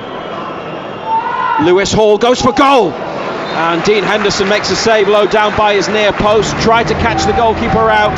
There was a gap, the ball wasn't close enough to the post, and Henderson probably had it covered anyway. But William Osula's goal gives Newcastle United the lead here at Selhurst Park, and they go in at half time 1-0 in front. It's a big afternoon for them, their first match since the Derby defeat, first game for 3 weeks, and hoping to end the season in positive fashion. Not the best first half, and no, not the greatest spectacle, but they are in front, and that is the crucial thing. Yeah, hasn't been a great game, but we said beforehand it's not about performances, it's about results. And the longer the half went on, you just wondered whether there was going to be a goal coming, because neither side had done enough. And then the first real bit of quality delivery, great ball in. Miley, who's been out for such a long time, but he's been involved today. He's finding space, he wants to get on the ball, he wants to try and make things happen. It's a fabulous ball in, defender doesn't deal with it. Osula gets himself in that right area, and the goalkeeper's got no chance.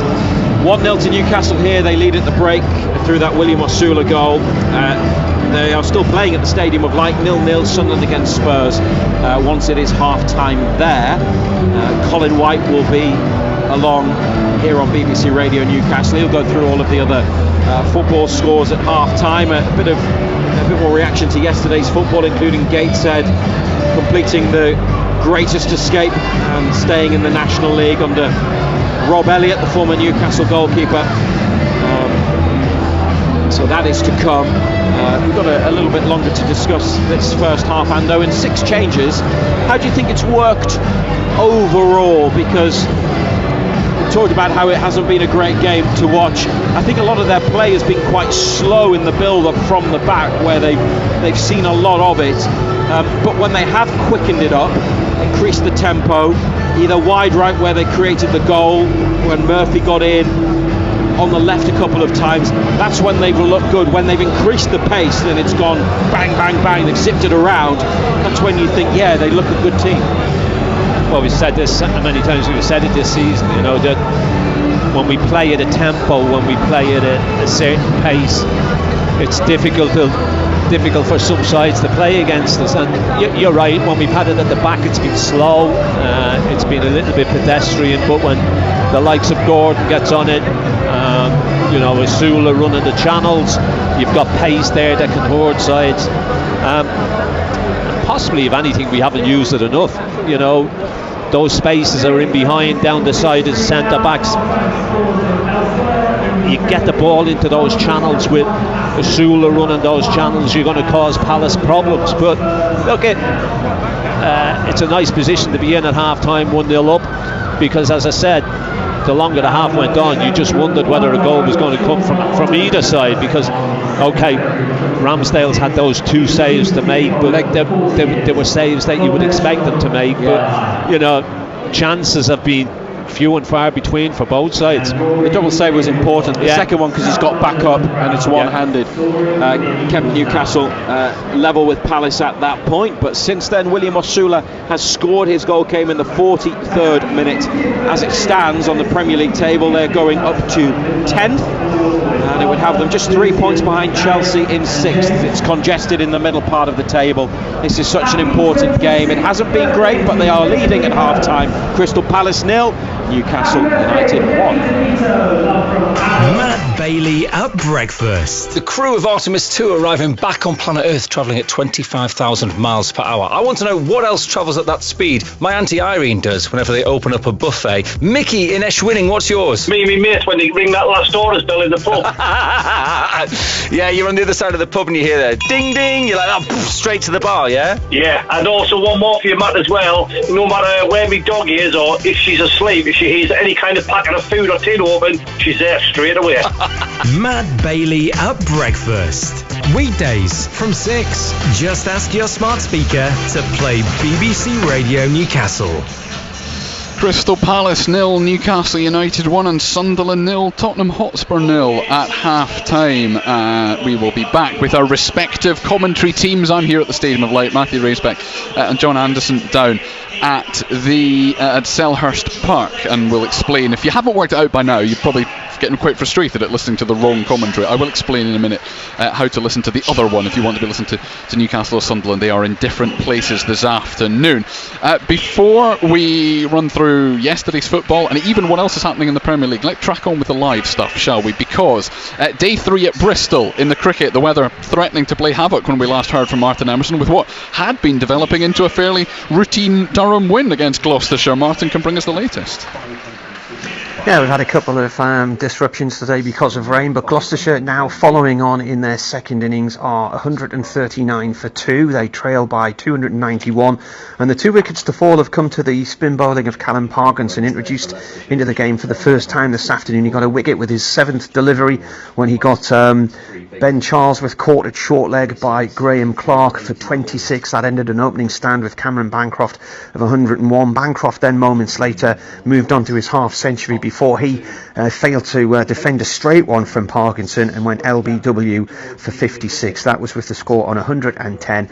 Currently then 141 as the scoreboard ticks over for 2, and the deficit is 289. I think Durham were hoping for a 3-day finish today, but whether or not they'll be able to do that now, because the pitch seems to have calmed down since yesterday and the elements might conspire against them as well, but they're well on top here. The deficit is a massive 289. Martin, thank you very much indeed. If you want to keep listening to Martin, the BBC Sport website and app, the place to go, just click on the cricket page and you've got a whole load of cricket commentaries to choose from. Just choose the correct match and you will hear Martin. Football wise then, what else is happening this afternoon? A couple of early games in other divisions. Birmingham City beat Wrexham 2-0 in the Championship. Wrexham could have gone back into the playoff places today, but second half goals from Carlos Vicente and Clara giving Birmingham 2-0 win over Wrexham. There were 9 goals in the Scottish Premiership between Falkirk and Rangers. Falkirk were 2-0 up at one stage, ended up losing 6-3. Bojan Mijovski and Youssef Shermiti with 2 each for Rangers, who eventually win 6-3, and that takes them back to within a point of Hearts at the top of the table. With 5 games to go, Hearts have 70, Rangers have 69 and Celtic have 67. One other game in the Premier League today that also kicked off at 2 o'clock. It's had a couple of goals. Nottingham Forest won, Aston Villa won. It was an own goal that gave Aston Villa the lead after 25 minutes. Originally credited to Nico Williams as an own goal, then it was changed and it was Murillo's own goal. Not that it really mattered, but then Nico Williams scored at the other end 7 minutes before half time. So Nottingham Forest won, Aston Villa 1, and Chelsea against Manchester City is the game at 4:30. All sorts of non-league action yesterday. Gateshead, let's start with them, because they achieved what frankly seemed impossible back in February. They have survived. They have secured their place in the National League for another season. They won 1-0 at Aldershot yesterday. Harry Chapman with the goal. Having earlier in the season, I know we talked about it a lot on BBC Radio Newcastle, losing 16 games in a row.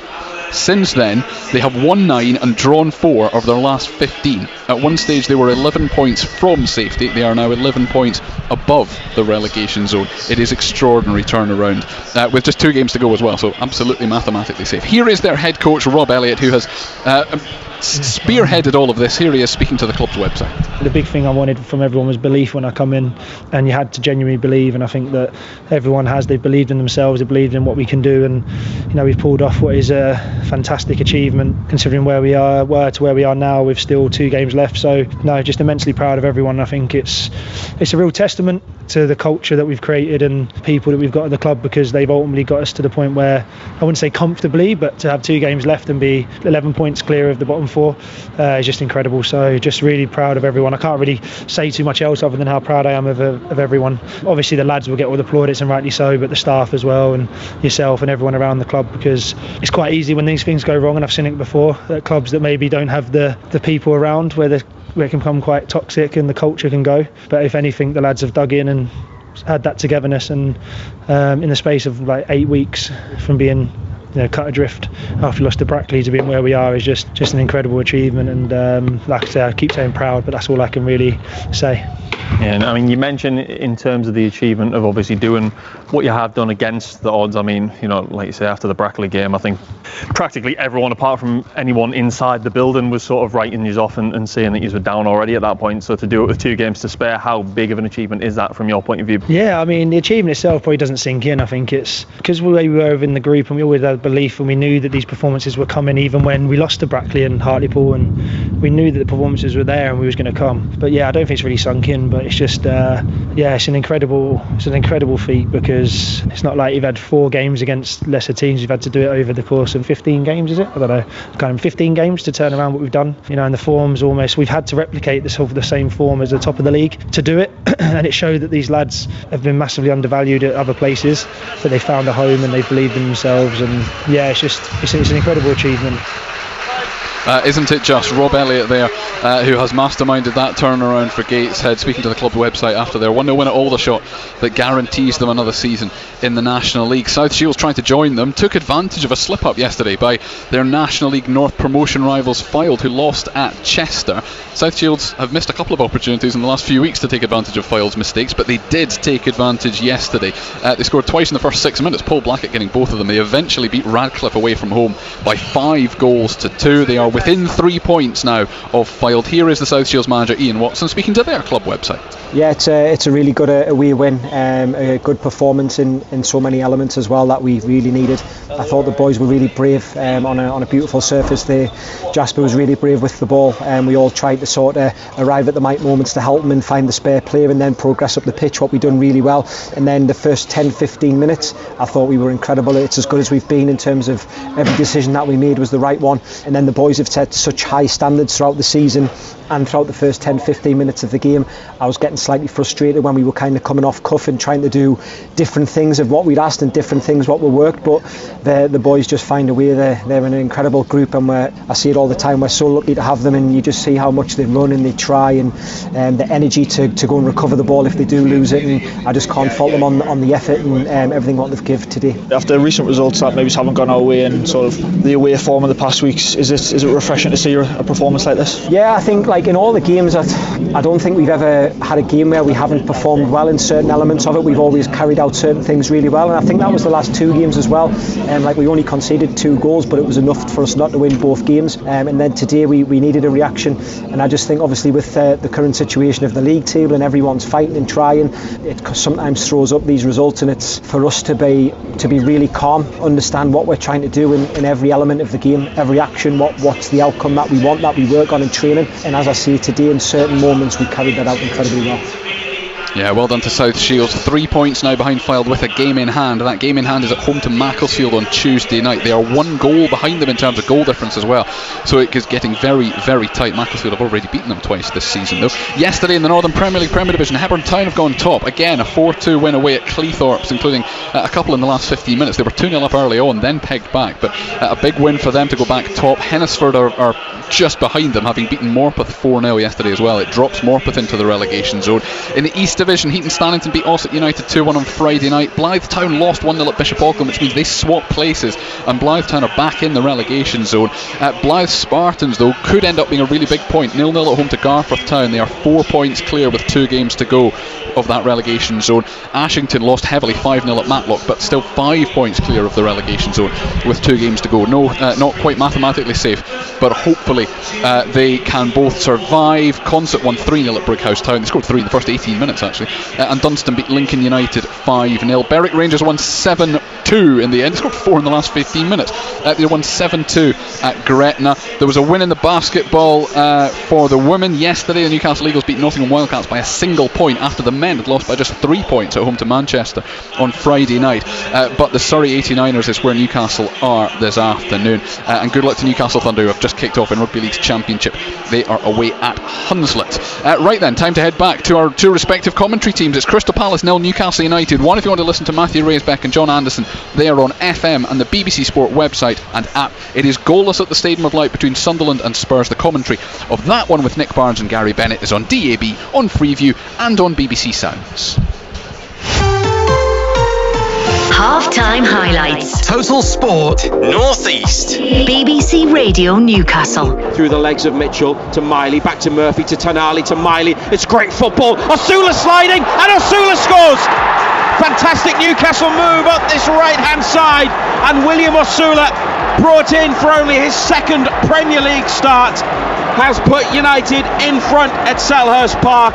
Lovely move, short passes up this right hand side, then it was whipped in low. Osula slid in back post, and it took a couple of touches from him to get it into the back of the net, but that's where it ended up.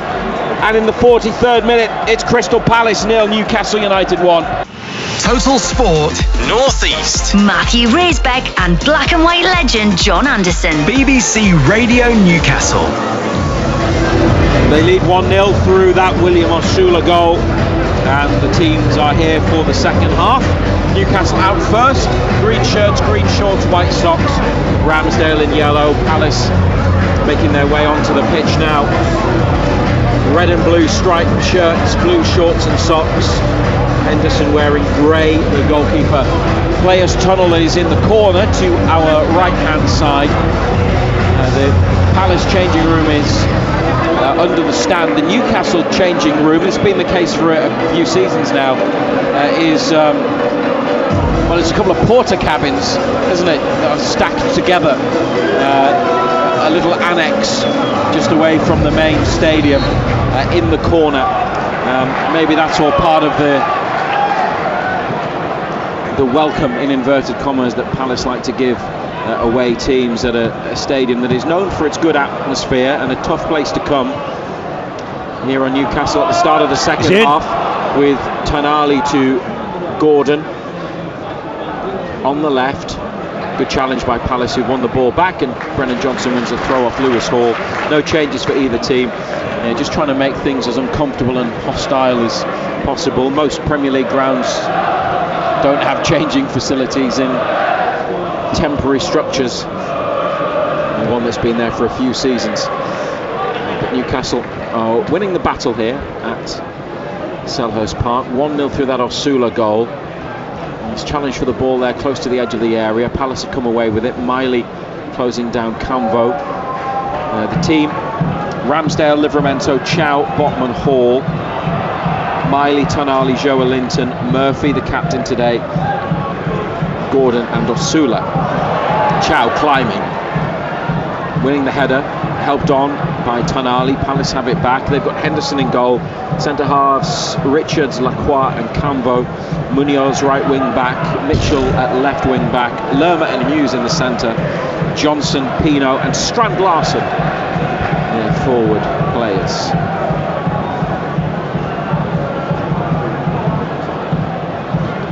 One 1-0 away from home is always a great result. But for the first 43 minutes there wasn't a lot of significant action. Here are Palace at the start of the second half with a blocked shot just inside the area. I think it was Sven Botman that it hit. There are some appeals for handball. Referee dismissed them immediately. Osula then being held in the centre circle by Lacroix, and Newcastle have been awarded a free kick. They have come here at times when, and they found it rough and uncomfortable on the pitch, Ando. Today feels a little bit different. It does feel, we said it was low key earlier on, end of season sort of feel. Palace fans haven't really found their voice yet, and I mean their team, with the exception of Pino, maybe haven't quite been at it. Yeah, I mean we said beforehand, and we were speaking to people, that this is a bit of a distraction. They didn't really want this one today, because the main focus was next Thursday night, and it's been a little bit like that with the display and the way that they've played. It's been very slow, very low-key tempo. Because although they're 3-0 up against Fiorentina, second leg in Italy on Thursday, there's still a job to be done, and they've got a good chance of winning the Conference League, Crystal Palace, no doubt about it. And Oliver Glasner could deliver them another trophy. They also won the Community Shield on penalties against Liverpool at the beginning of the season, following their FA Cup triumph. Newcastle throw ball went out of Strand Larsen. Here's Livramento. Murphy making the run up the right wing. And he's got there before the defender Camvo. Close to the away section. Newcastle shooting towards the goal to the left. Palace get numbers back to defend.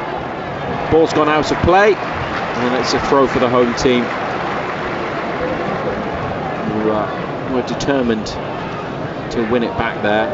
Murphy was on his own. Miley came over to support, but there were 3 Palace bodies around the ball in the end. To Newcastle's 2. Mitchell's throw, the ball back from Pino, necessarily the best, but a free kick has been awarded. I think Osula had a pull at Mitchell while he was under pressure, trying to come away with it. So free kick, left back position, goalkeeper Henderson to take. 50th minute on BBC Radio Newcastle.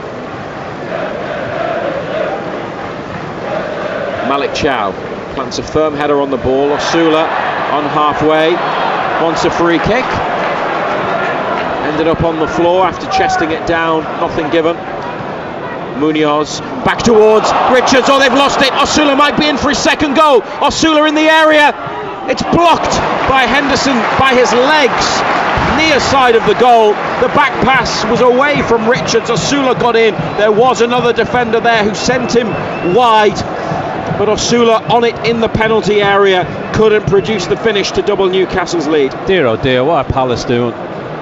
Talk about it being low key, but that's just total sloppiness. Could he have hit it first time? It's a decent save actually. He's done well to get the shot away in the end. Yeah, he's controlled it quite well. He's taken it away from the defender, turned inside, then gone back outside, got a yard for the shot. Saved by the keeper. Here's the corner, headed away, front post, first man. Livramento back out to Tonali, who took the corner. Then he delivers a deep ball in that's too deep, and it's a goal kick. Big chance to make it 2-0 though for William Osula, who has already put Newcastle in front this afternoon. Sloppy from Palace, wasn't it?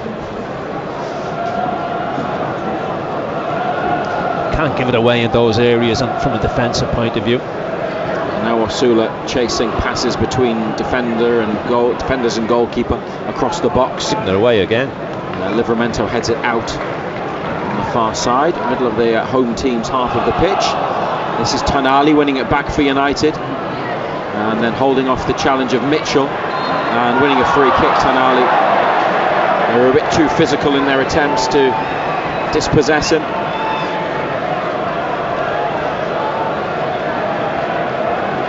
Palace actually have a better away record in the Premier League than at home. Just 3 wins from 15 here in the league before this one. 7 away victories, so more than double the number. The 3 home wins were against Wolves, Brentford and Liverpool. Sandro Tonali's name being chanted by the Newcastle supporters as he takes this free kick from close to halfway, floated to the edge of the box, headed away by Crystal Palace. Livramento nods it on. Chow is chasing. They want to let it run behind, but it's a foul by Chow on Munoz near to the goal line. So Crystal Palace free kick. Livramento's long throws have caused problems, but the corner kicks and free kicks haven't quite been as accurate as they would have liked them to have been. We've spoke about our set pieces for a lot of the season, haven't we? That's gone out of Livramento, near to halfway. Eddie Howe with his hands behind his back in the technical area. Oliver Glasner is at the bench, not looking at the pitch actually, talking to one of his coaches. Palace go back to Henderson, straight onto the head of Botman on halfway. Munoz clears, Botman intercepts, Palace get it back. Tackled each other. Newcastle have the ball. Livramento to Gordon. Lewis Hall's not been able to get forward so much today. Goes on the outside of Gordon there, plays it off a Palace defender and wins a throw. It's like about 15 yards out, maybe. Here's Anthony Gordon from Hall's throw. Botman back to Gordon. The sun is still shining in the capital.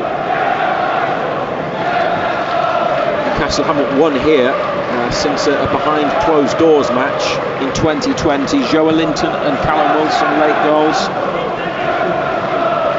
3 draws and a defeat in their last 4 visits to Selhurst Park. And the point we've already made is that they tend not to be great spectacles for some reason here when these two meet each other. Today has been in that vein, but Newcastle are winning and they are probably still on top in the second half in terms of play. Here's Livramento into the box. He started to go, Jacob Murphy, didn't he, and then stopped. Ball has gone behind. Livramento rolled it beyond the defender for Murphy, but as Ando said, he held his run. Goal kick for Crystal Palace. If there are any goals elsewhere, we'll tell you about them. Still 1-0 to Newcastle United in this one. Joe Linton closes down JD Cambo,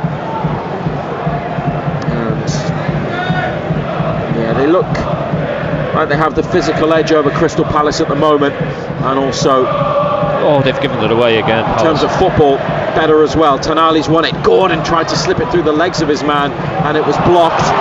Here's Brennan Johnson through the centre. Chow, good challenge, good strong tackle. Challenge. Oh, he's lifted it up away from his man as well. Good skills, but then Palace win it back in midfield. Chow just stronger than Johnson in that challenge in the middle of the park. Stop the Crystal Palace break. Still have possession. It's Lacroix here towards Richards, away from him slightly. Osula has caught Lacroix late. And referee Andy Madley's blown his whistle, and the match will restart with a free kick. Osula and Lacroix tap hands and pat each other on the back. Everything's fine. On the bench for United, Pope, Trippier, Wissa, Barnes, Elanga, Voltemada, Willock, Byrne and Ramsey. Here's a ball in behind, and Chow plays it back to Ramsdale. Flags up anyway against Pino. Offside, he was a mile off. Some home supporters thought that Pino was going to get in, but Chow got to the ball first anyway. And then the flag went up. Palace bench, the goalkeeper Benitez, Klein, Sosa, Riyad, Kamada, Wharton, Deveni, Sarr, Mateta. 57th minute. And still 1-0 to Eddie Howe's side. Ramsdale, driven ball through the middle. Lacroix ducks out of the way, and it goes to his opposite number, Dean Henderson. 4 England caps for Henderson. Surely be off to the World Cup. Ramsdale brought into the last squad, but then left after the first game in the international break last month.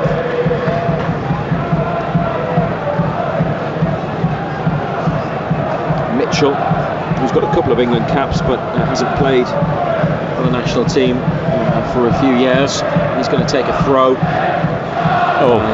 It's broken down there, and if Jeremy Pino's getting it wrong for Crystal Palace, then that's not a good sign for them necessarily, because he was lively and impressive in the first half. He's just passed it straight out of play. Livramento to take a throw just ahead of halfway, angles it towards Joe Linton, takes a nice touch, finds Tonali, and Osula looking for a return ball to Tonali. Richards is there, square to Munoz, and Gordon on him, edge of the area. Munoz took a risk, just about got away with it, but Joe Linton's won it back.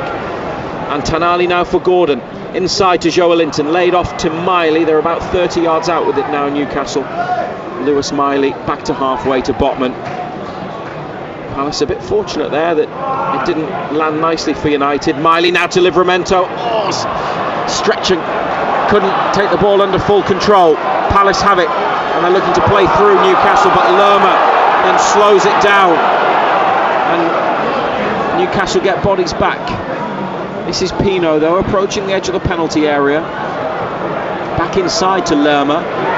He's got Munoz available, in line with the edge of the box, back through for Lerma. He's played the cross off Tonali, and after eliciting a groan from home supporters by slowing the play down when they wanted a quick break, he's got involved again there and won a corner kick on this near right hand side. Yeah, it was tight, wasn't it? The angle was tight. Just tried to whip one in there, come off a green shirt, gone behind.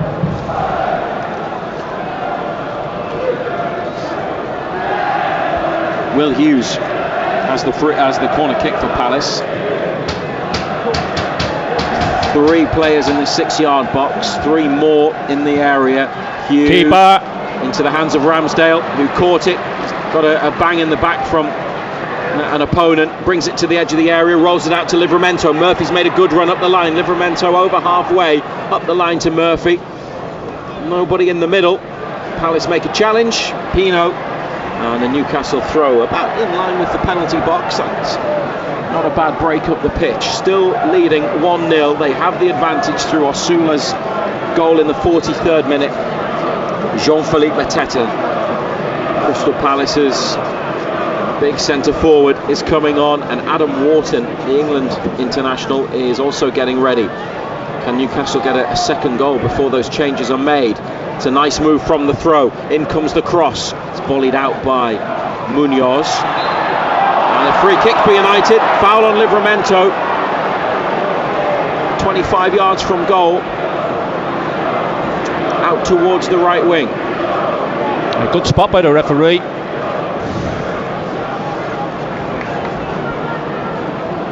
It was Pino with the foul. Gave him a shove.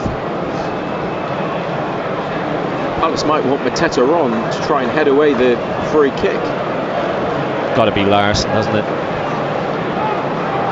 Who has not impressed you once again. Newcastle staff in conversation as 3 players, Murphy, Hall and Tonali, talk about the free kick. Murphy walks away. Hall with his left, Tonali with his right. Plenty to hit in the middle. Hall leaves it for Tonali, who clips it in. It's a Palace header, and it comes out wide left. Lewis Miley has kept it in, played it to Livramento. Hall just inside, he gets it back to Livramento on this near side of the pitch for United, on his way up the line. Now finds Gordon, back to Joelinton, and for Gordon, he's got space just outside the area. Tried to slip it through for Sven Botman, actually, who was the most advanced. It's blocked. Murphy's got it. Tonali wide right through for Murphy. He's got space. Murphy's cross is blocked. He had space in the area, had a good angle as well. Now Newcastle win it back on the edge of the box. Home fans getting upset with Crystal Palace, who then win it from United. Lift it towards halfway. Hall gets up to head on. It's Mitchell's header. Pino across the pitch. That's an incredible volleyed pass. I think he probably meant it into space for Munoz, but he can't keep his run going. Gordon gets back and blocks him off. They play it inside to Hughes. And now for Mitchell, in between Newcastle players. Pino in the area, on his left, back onto his right. Pino went for the curler, tried to guide it into the far top corner, and it didn't come down in time. Goal kick. And I was always rising. Never mind coming down. I mean, they got the overlap down that left-hand side, didn't they? Good little pullback, and he tried to dink it, hasn't he? Always rising. Started to move up with that brilliant pass, off target with the effort, but Crystal Palace's best player. That from Ramsdale is not ideal. It's gone from one goalkeeper straight to the other.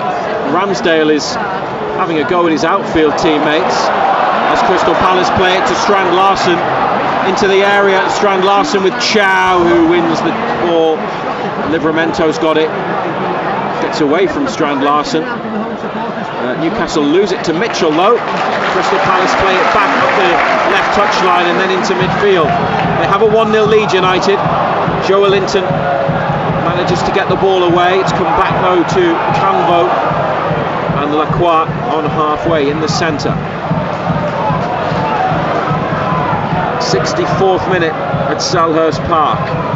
3 players coming on. Ismail Assar as well for the home side as Newcastle defend here.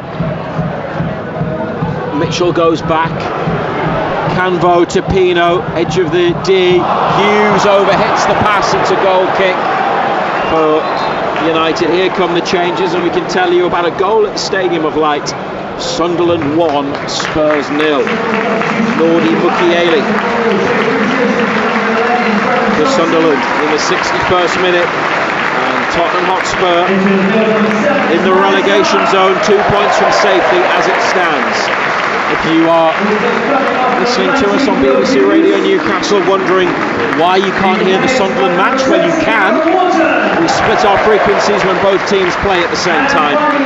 Sunderland are on DAB and Freeview Channel 711. Their match is also available through the free BBC Sounds app. That's where you'll find the red and white coverage. That's what we always do when both teams kick off at the same time.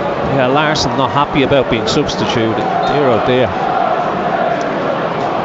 Jean-Philippe Mateta has replaced Jurgen Strand-Larsen. Adam Wharton has come on for Will Hughes, and the other Palace change, Ismail Assar, has been introduced for Brennan Johnson.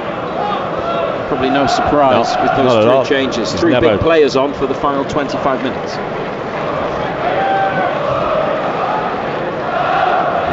Richards takes his throw on the right in the Palace half. Mateta controls but gives it straight to Lewis Hall. Botman back to Ramsdale.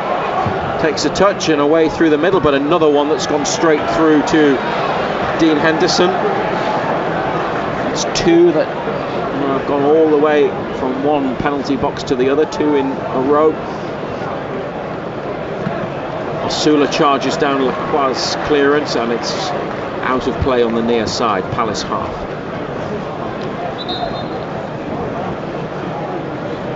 How have they performed, Newcastle, Ando, in the second half, do you think? Same as first. Look, better, maybe. There's been no tempo to the game. There's been no pace to it. They've had a little bit more of the ball, haven't they? Palace want a free kick. They were saying Botman was holding Mateta, but the referee and his assistant on the near side, who was very close to it, didn't think there was anything wrong with that.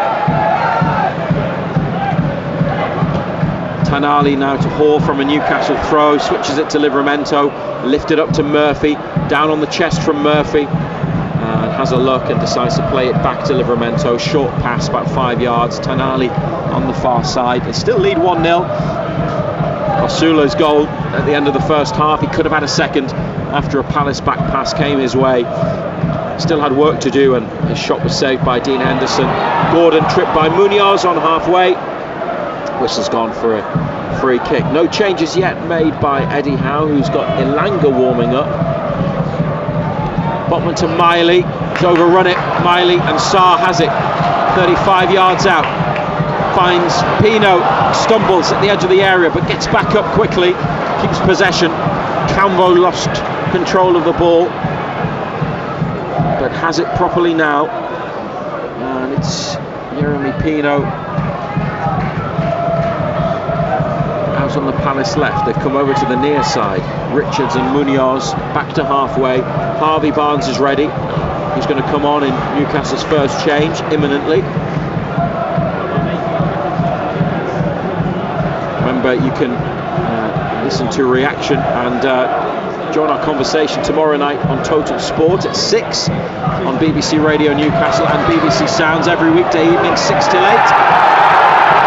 BBC Radio Newcastle and BBC Sounds, and Crystal Palace supporters cheering the award of a free kick and the yellow card for Malik Chow. Pulling his short. Getting too close to Jean-Philippe Mateta. He was tugging at his sleeve, long sleeves from Mateta, shirt tucked in. Easier to spot that way when somebody's pulling it. And it was a long ball forwards. It went on for a few seconds and ended up stopping about 5 yards from the penalty area on the right. Free kick for Palace. And the home fans approve of that decision. Chow in the book. Referee walks the wall, which is Gordon and Tanali, back into the box and applies the spray to the pitch, puts that line down. So they must not cross.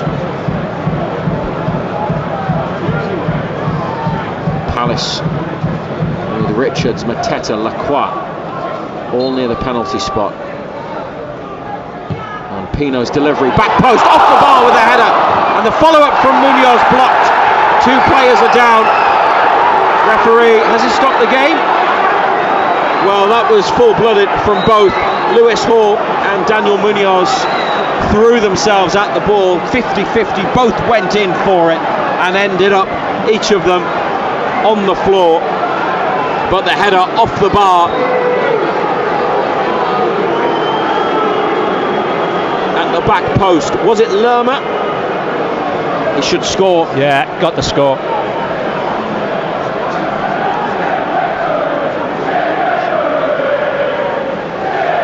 Now they had Lacroix there in front of Chow and Lerma behind him, and it was the midfielder, the Colombian Jefferson Lerma, who planted a header, firm header on the ball, and it smacked off the crossbar. Yeah, as you say, Razor, he should score, shouldn't he? Coming on to it, all the goal to hit. He smashes it against the crossbar. Good delivery. Newcastle United remain in a 1-0 lead on BBC Radio Newcastle. 20 minutes to play.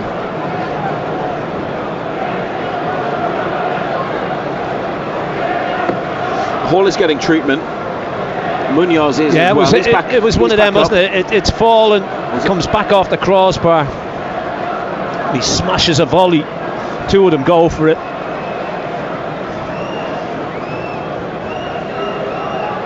Oh, that's just seeing it again. The header. Yeah. Ramsdale not getting there, obviously. Great ball in by Jeremy Pino. Yeah. He tucks his head in, doesn't he? He doesn't really attack it, Lerma. Newcastle's first change. Harvey Barnes for... Well, I'm pretty sure the numbers board had 10 on it for Anthony Gordon, who was next to the touchline. I think he realised initially, doesn't want to come off. Not had a big influence on the match today. Their top scorer, Anthony Gordon.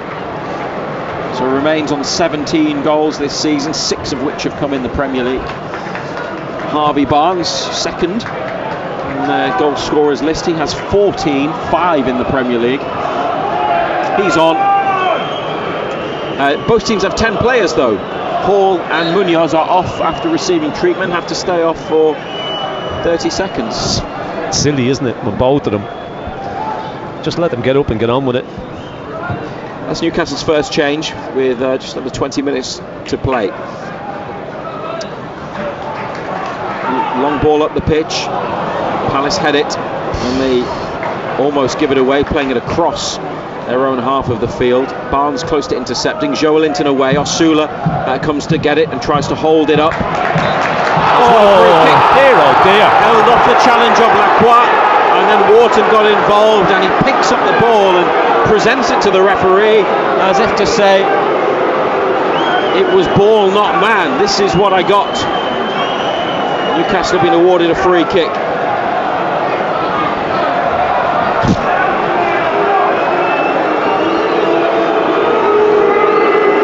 Yeah, well, you can hear what the crowd think about that. That is soft.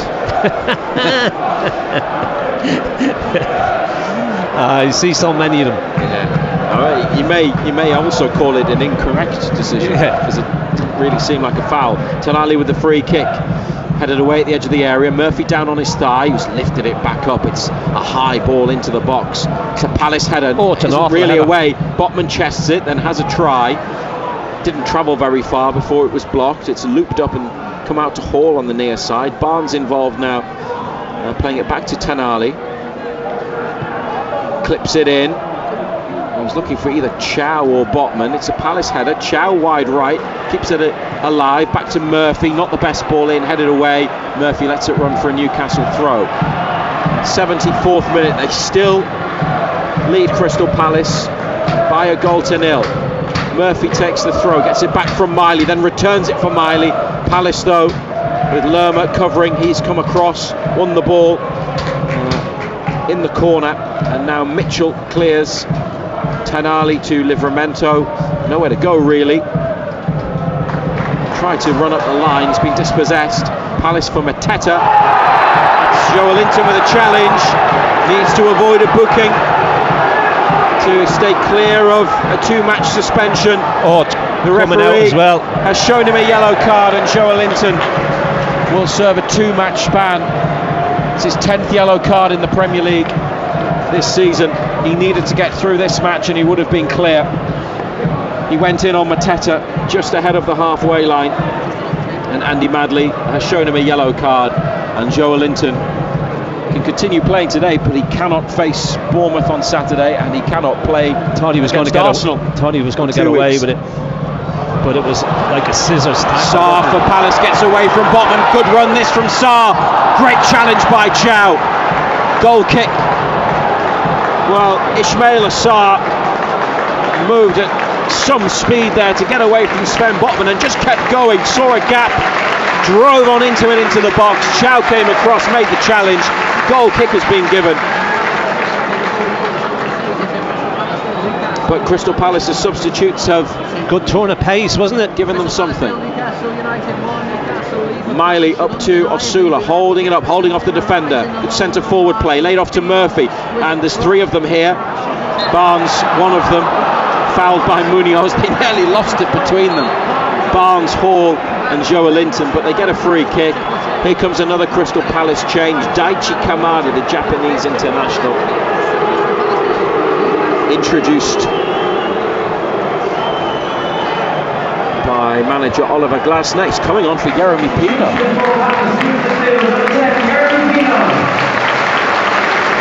Not sad to see him go off.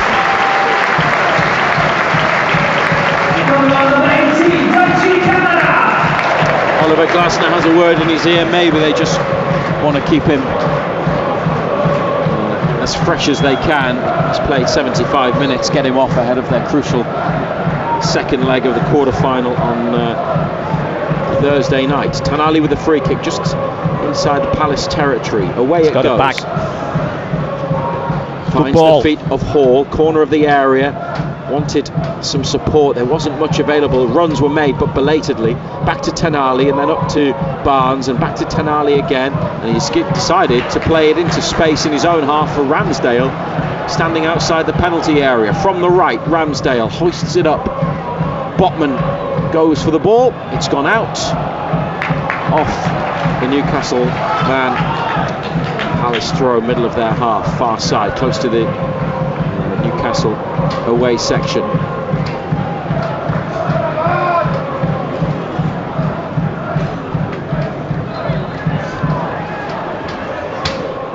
And they play it back to Canvo. Sula didn't let him settle on the ball. It's gone out for a throw, but I think the referee's overruled that decision and given a free kick. Osula boot to boot contact.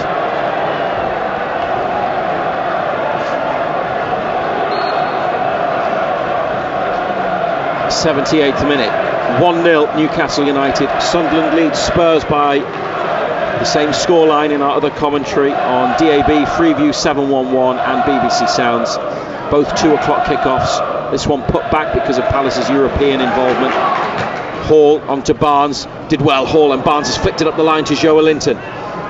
He's got options inside here. One of them is Lewis Hall, now at the edge of the area, rolled through for Barnes, low cross. Lewis Hall's got it, couldn't take it properly in his stride though, just got it caught under his feet. It was slightly behind him when it came to him, and now Botman wins it back from the Palace clearance. Hall onto Barnes. Does he want to throw? Yes. 25 yards out on the near touchline. Lewis Hall ended up on the floor, and now Crystal Palace. Jefferson Lerma trying to drag him up to his feet. Hall didn't like it. He's got back up. Eventually Hall and takes the throw, gives it to Tonali, sends in a cross with his left, who's come off Mateta and hasn't gone clear, and then headed kick behind. I don't think they wanted to send it that way. Adam Wharton directed the header out of play on this Newcastle corner on the left as Sandro Tonali prepares to take it. Aaron Ramsdale's come sprinting across to Jason Tindall on the touchline.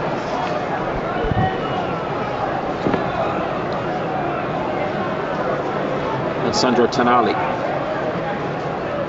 ready to take the corner.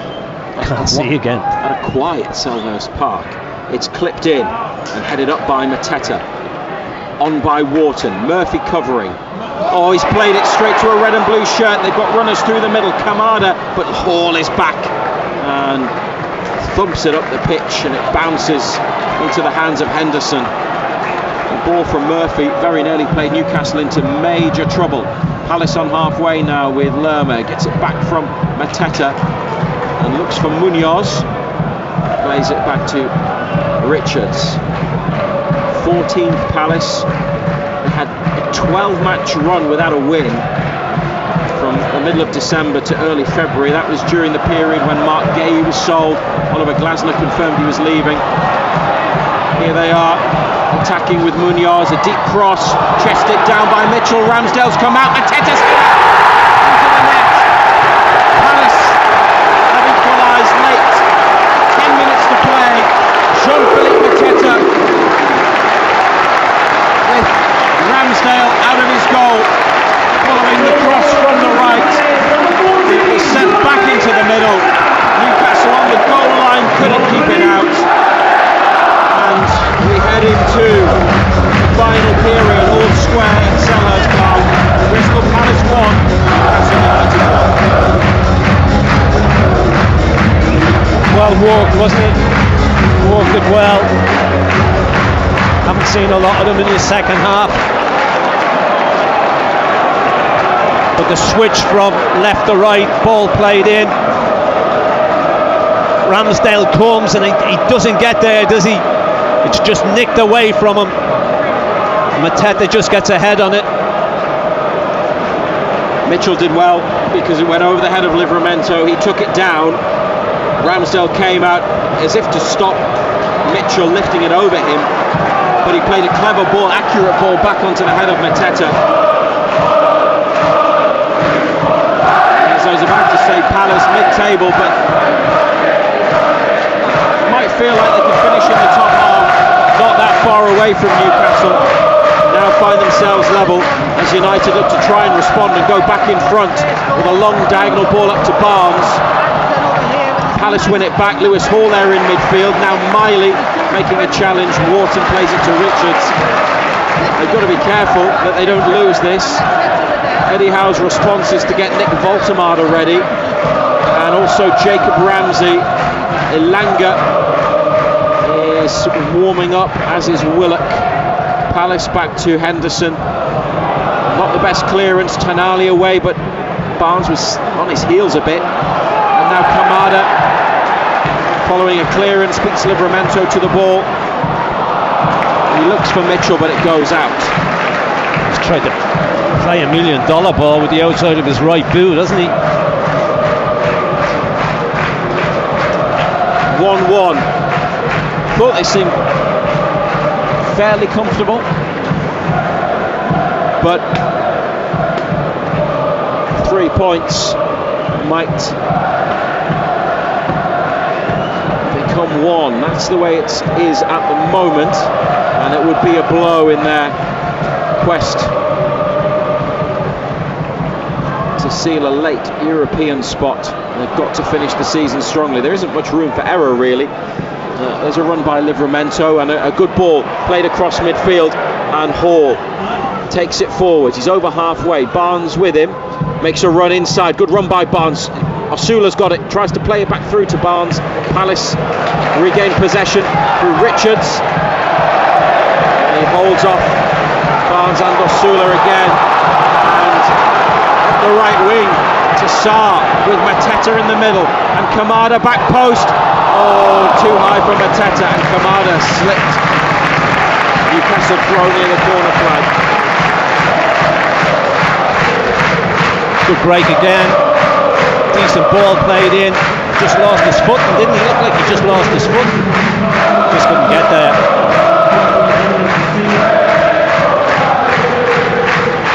Here are the changes. Jacob Ramsey is coming on for Joe Linton.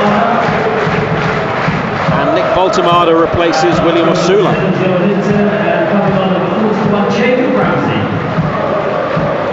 The players leaving the pitch and those coming on, getting good applause from the away supporters. 6 minutes of normal time to go on BBC Radio Newcastle. Jean-Philippe Mateta with his 12th of the season. His penalty the other night was his first goal since January. That will, I'm sure, help his relationship with the Palace fans. Doesn't help Newcastle United out, not one bit. Voltemade's on up front. They scored late in the first half. They need to score late in the second half if they are to leave South London with 3 points. Sunderland winning against Spurs doesn't help their cause at all when it comes to trying to get into Europe. And they would be 5 points off Chelsea, Newcastle, but with 6 teams between them. Chelsea currently in 6th. Tanali to Botman. Hall. He's going to let that run for Barnes just inside the Palace half, and Hall continues his run up the line. Harvey Barnes decides to come inside. Ooh, plays it away from Tanali as he looked to lay it off to him. Mateta's got it. Foul by Tanali on Mateta. I don't think that's a foul. I think he's just such a big lad. I just think he loses his footing. Tanali's not happy, and rightly so. It's not a free kick. Tanali did pull up Mateta's shorts, but it's a bit of a sloppy ball from Barnes, which saw Newcastle lose possession. 1-1 now. Wharton on. Murphy's there, intercepts. Tanali has it, facing his own goal. He's been dragged to the floor, Tanali. And the whistle's gone.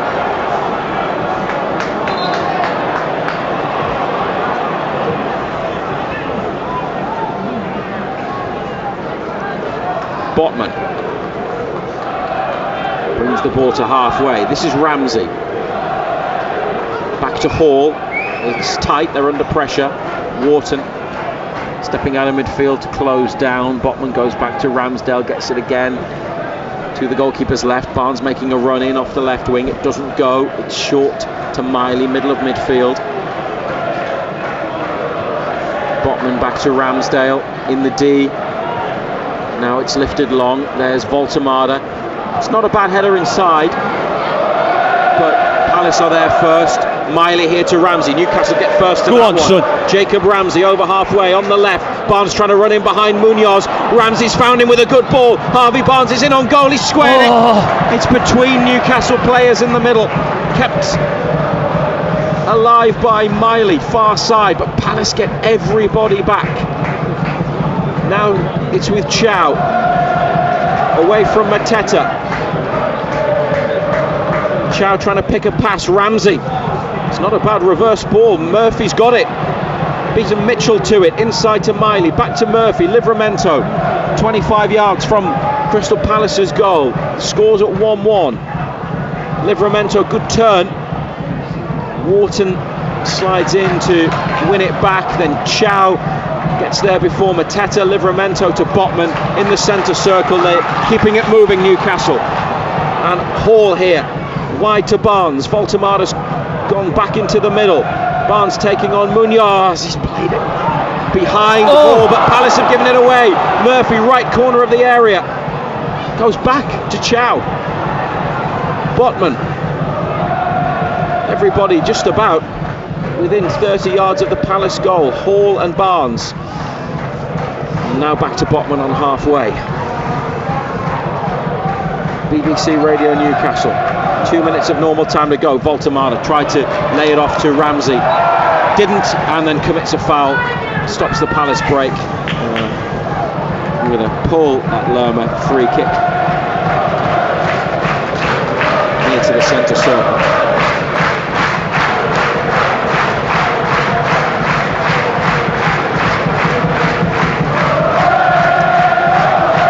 was a good break, but then the cross a couple of minutes ago, there was 3 players around it. They couldn't pick anybody out. And that ball from Barnes. Sarr with a header, then Tonali to Ramsey, onto Barnes, could come back to Hall, finds him. Voltemade making a run up the left, there's space in the middle. Hall comes out to Ramsey, away from Munoz. Ramsey beats another, and Barnes still in a good position. Ramsey keeps going. It's brilliant play by Jacob Ramsey. Played, son. It's twice since coming on that he's done really good work. Now Livramento to Murphy, who crosses, and the goalkeeper missed it. Palace head it back to Henderson. It was Voltemade in the middle. They almost picked him out. Might go down as half a chance. Difficult for us to see because our view of that goal is restricted. Botman stabs it on to Miley, and now Tonali. This is Ramsey. The ball there to Barnes, who gets turned. Hall is joining him in this attack, goes on the outside here. Barnes heads for the line, stands up the cross. Palace header, then another, and Mateta here trying to take them up the pitch. Botman and Tonali are with him. Mateta holds it up well, plays it against Tonali and out. Here comes big unit, isn't he? He's a big unit. 5 minutes minimum additional time. 1-1 here. Also 1-1 between Forest and Villa, and Sunderland still leading Spurs 1-0.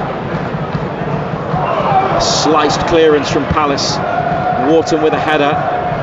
It's a bouncing ball. Mitchell heads it up, then heads it on. Kamada forwards, and Chow comes across to put it out.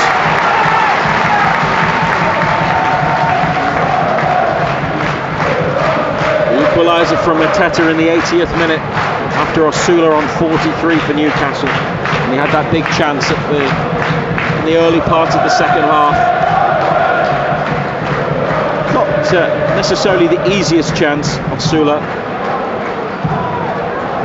but it was a good opportunity to at the time make it 2-0. Looks like a long throw is going to come in, and they are defending after a couple of minutes of being on the attack, Newcastle. First minute of the 5 has already elapsed. Palace player down in the box. Oh, no! Referee Andy Madley has pointed to the penalty spot. Crystal Palace with a player down on the deck. It's Jefferson Lerma, and a penalty he's been given, and Newcastle are furious. They are following the referee around. He is telling players to get away. Jacob Murphy is the captain. He is now being briefed by Andy Madley. VAR, Craig Pawson will need to have a look. It was Botman, I think, with Lerma.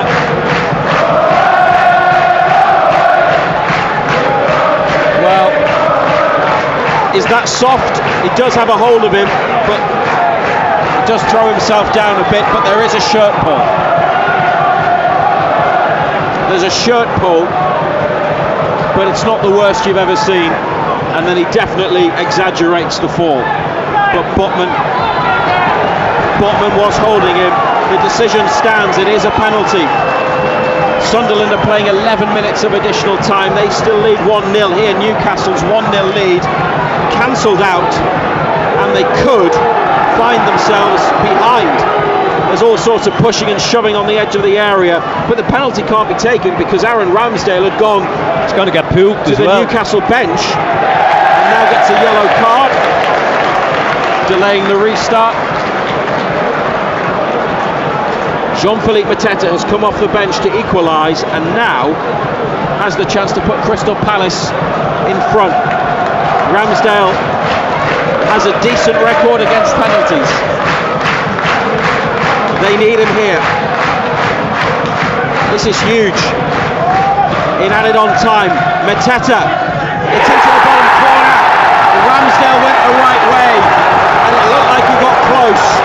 But this game has turned around, and it's turned against Newcastle United, who led from the end of the first half to the 80th minute, and now in the 94th they trail. Crystal Palace 2, Newcastle United 1, and still the complaints are directed at the referee over that penalty decision. Well, he's put it away well, hasn't he? I quite fancied Ramsdale actually. He's gone the right way, but there's just too much pace on it. Low to his left, plenty of pace. Not getting there, is he? Oncoming Langa and Wissa for about a minute and a half of football. This, for Crystal Palace, is arguably the least important of their 3 games this week. Sandwich between the 2 legs of a quarter-final. Tonali going off for Elanga, and Wissa is coming on for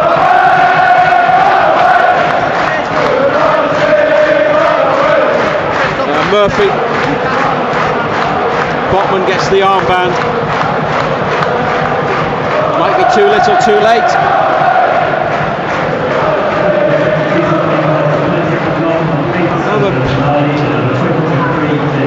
I'm a bit stunned by the way this has turned around. Palace's substitutions helped their cause, no doubt about it, in terms of the way they were playing. But he's been a handful. He's put himself about. Larsson had Larsson in a pocket all afternoon because he had no physicality. He didn't put himself about. Mateta's come on, the big unit, put himself about. We could be here for a while the way this is going. Crystal Palace change, on comes Borna Sosa, Croatian international fullback, replacing Tyrick Mitchell.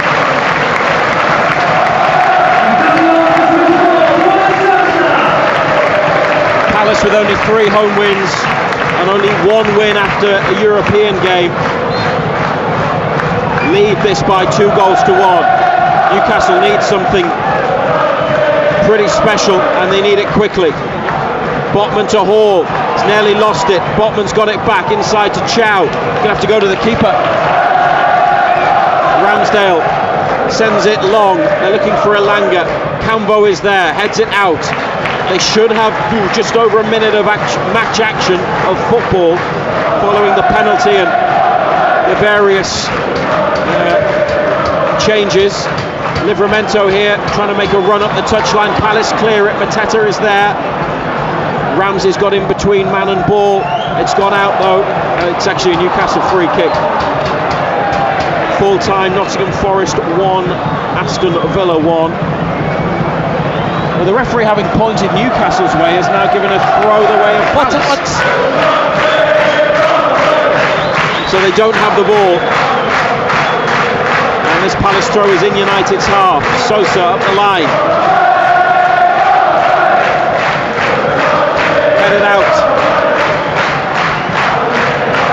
And this is perfect for Palace.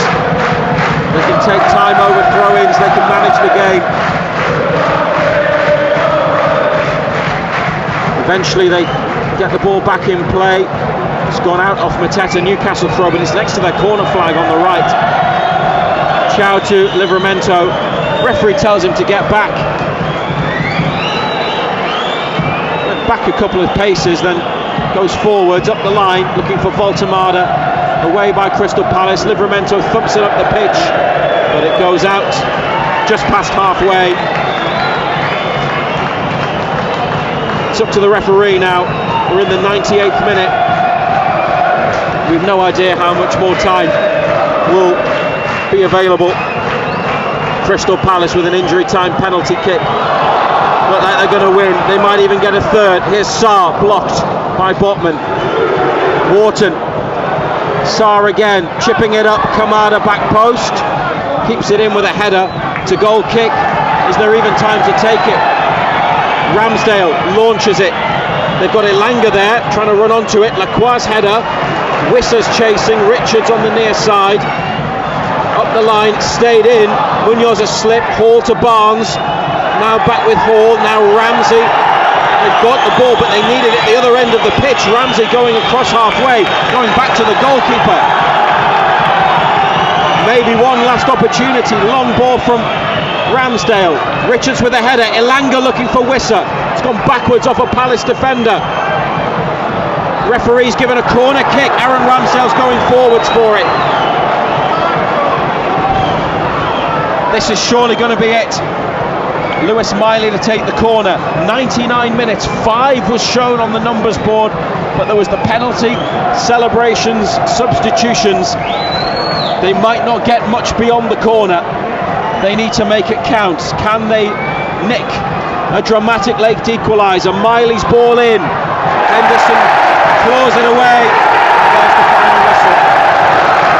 Having led for most of the second half, Crystal Palace have turned it around and won with 2 late goals in Newcastle United's first match for 3 weeks. Their first game since the Derby defeat is another loss, and it just increases the pressure and adds to the disappointment that is felt about this season. And they hoped to start a good run to the end of the campaign to potentially get back into Europe, and that task is made even harder now by this result.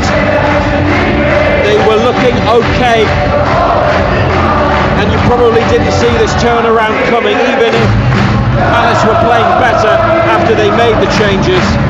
But Mateta got them level and then put away the penalty following the shirt pull on Lerma by Botman, spotted by the referee. And it's another bad result for Newcastle United. Not what they needed after the last one and after 3 weeks without a game. And there is some applause from the away fans, but there will be perhaps a bit of dissent as well. Another bad outcome, another bad result. And we said before the game, Ando, you are a team that gets into Europe, you come and win fixtures like this, you get results here, and they nearly did, but nearly is not enough. They've lost by 2 goals to 1. Yeah, looking at 1-0 and the way Palace started the second half, they looked comfortable, looked like we were doing enough. Let Palace get the equaliser, and then it's a silly thing to do, isn't it? You know, there's a pull on the short, referee gives the penalty, and I thought in that second half we controlled it well enough. Palace had no real urgency about it, but as we said beforehand, it's not about performances, it's about results, and this result today is damaging, there's no doubt about it. You know, we said that it was a mini league, these 7 games, and it's a bad start to the mini league, isn't it? Players are making their way towards the tunnel in the corner. As an overall spectacle, as a game to watch, it wasn't particularly great. Obviously it came to life towards the end from the Crystal Palace point of view. But Newcastle United, they were winning without playing particularly well, and you said it's about results, so therefore that's acceptable enough. That would have been a step forwards, but now you might look back at it slightly differently, and there were a few players who today were not on it. We're not at their level. Yeah, look, I thought Miley was good. I thought Miley played well. Asula was busy, got his goal. I thought Ramsey did well actually when he came on. I thought he was busy. But yet again, we can't keep clean sheets. You know, we were a side that was built around keeping clean sheets and not giving goals away.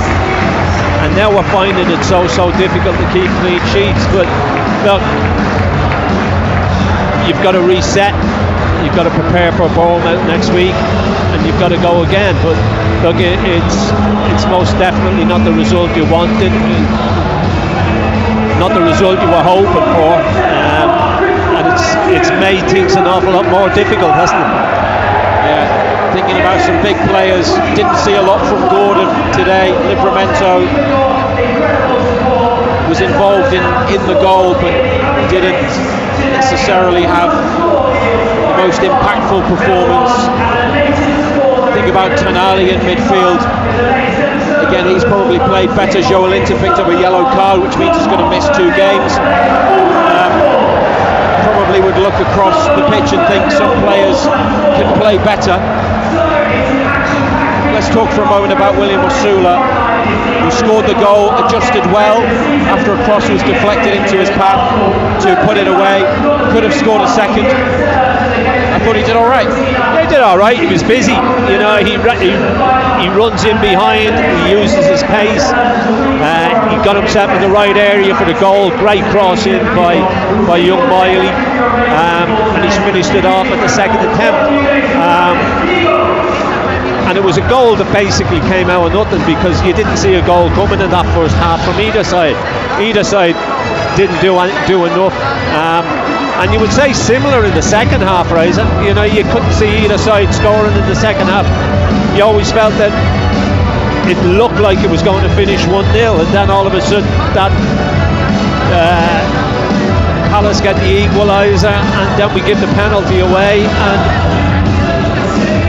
it is what it is. Hard to take, but that's football, you know. You've got to keep going, you've got to keep doing the right things, and we didn't do that today. You know, we didn't do that. We gave a silly penalty away, and we paid the penalty. They have gone down to 14th in the table. Crystal Palace have gone above them. Bournemouth did so yesterday with their win at Arsenal. The table does not look good. Never mind looking up the league, which we were doing. We were guilty of that before the game. They've slid down it, and the noise around of criticism around the manager will only get louder after this.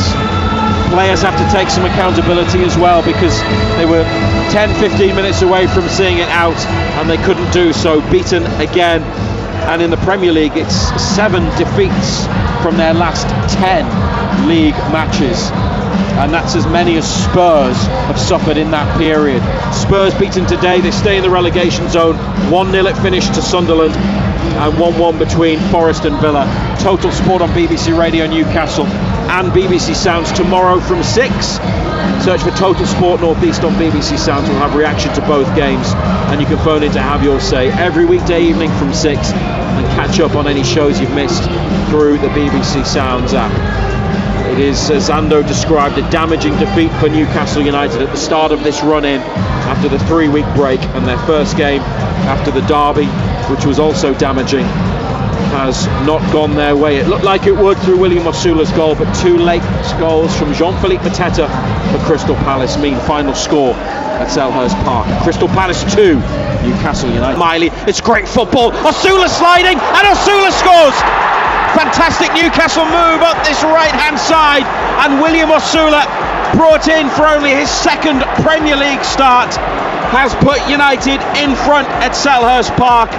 Lovely move, short passes up this right-hand side, then it was whipped in low. Osula slid in back post, and it took a couple of touches from him to get it into the back of the net, but that's where it ended up.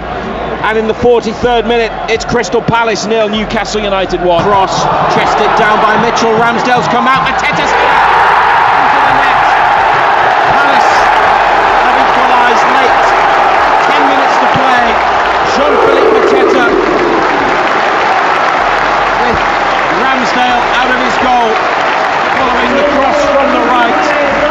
It was sent back into the middle. Newcastle on the goal line couldn't keep it out. We head into the final period, all square at Selhurst Park. Crystal Palace 1, Newcastle United 1. Ramsdale has a decent record against penalties. They need him here. This is huge. In added on time, Mateta, it's into the bottom corner. Ramsdale went the right way, and it looked like he got close. But this game has turned around, and it's turned against Newcastle United, who led from the end of the first half to the 80th minute, and now in the 94th they trail Crystal Palace 2, Newcastle United 1, and still the complaints are directed at the referee over that penalty decision. Total Sport North East. On the station with Newcastle and Sunderland commentary exclusively live. BBC Radio Newcastle.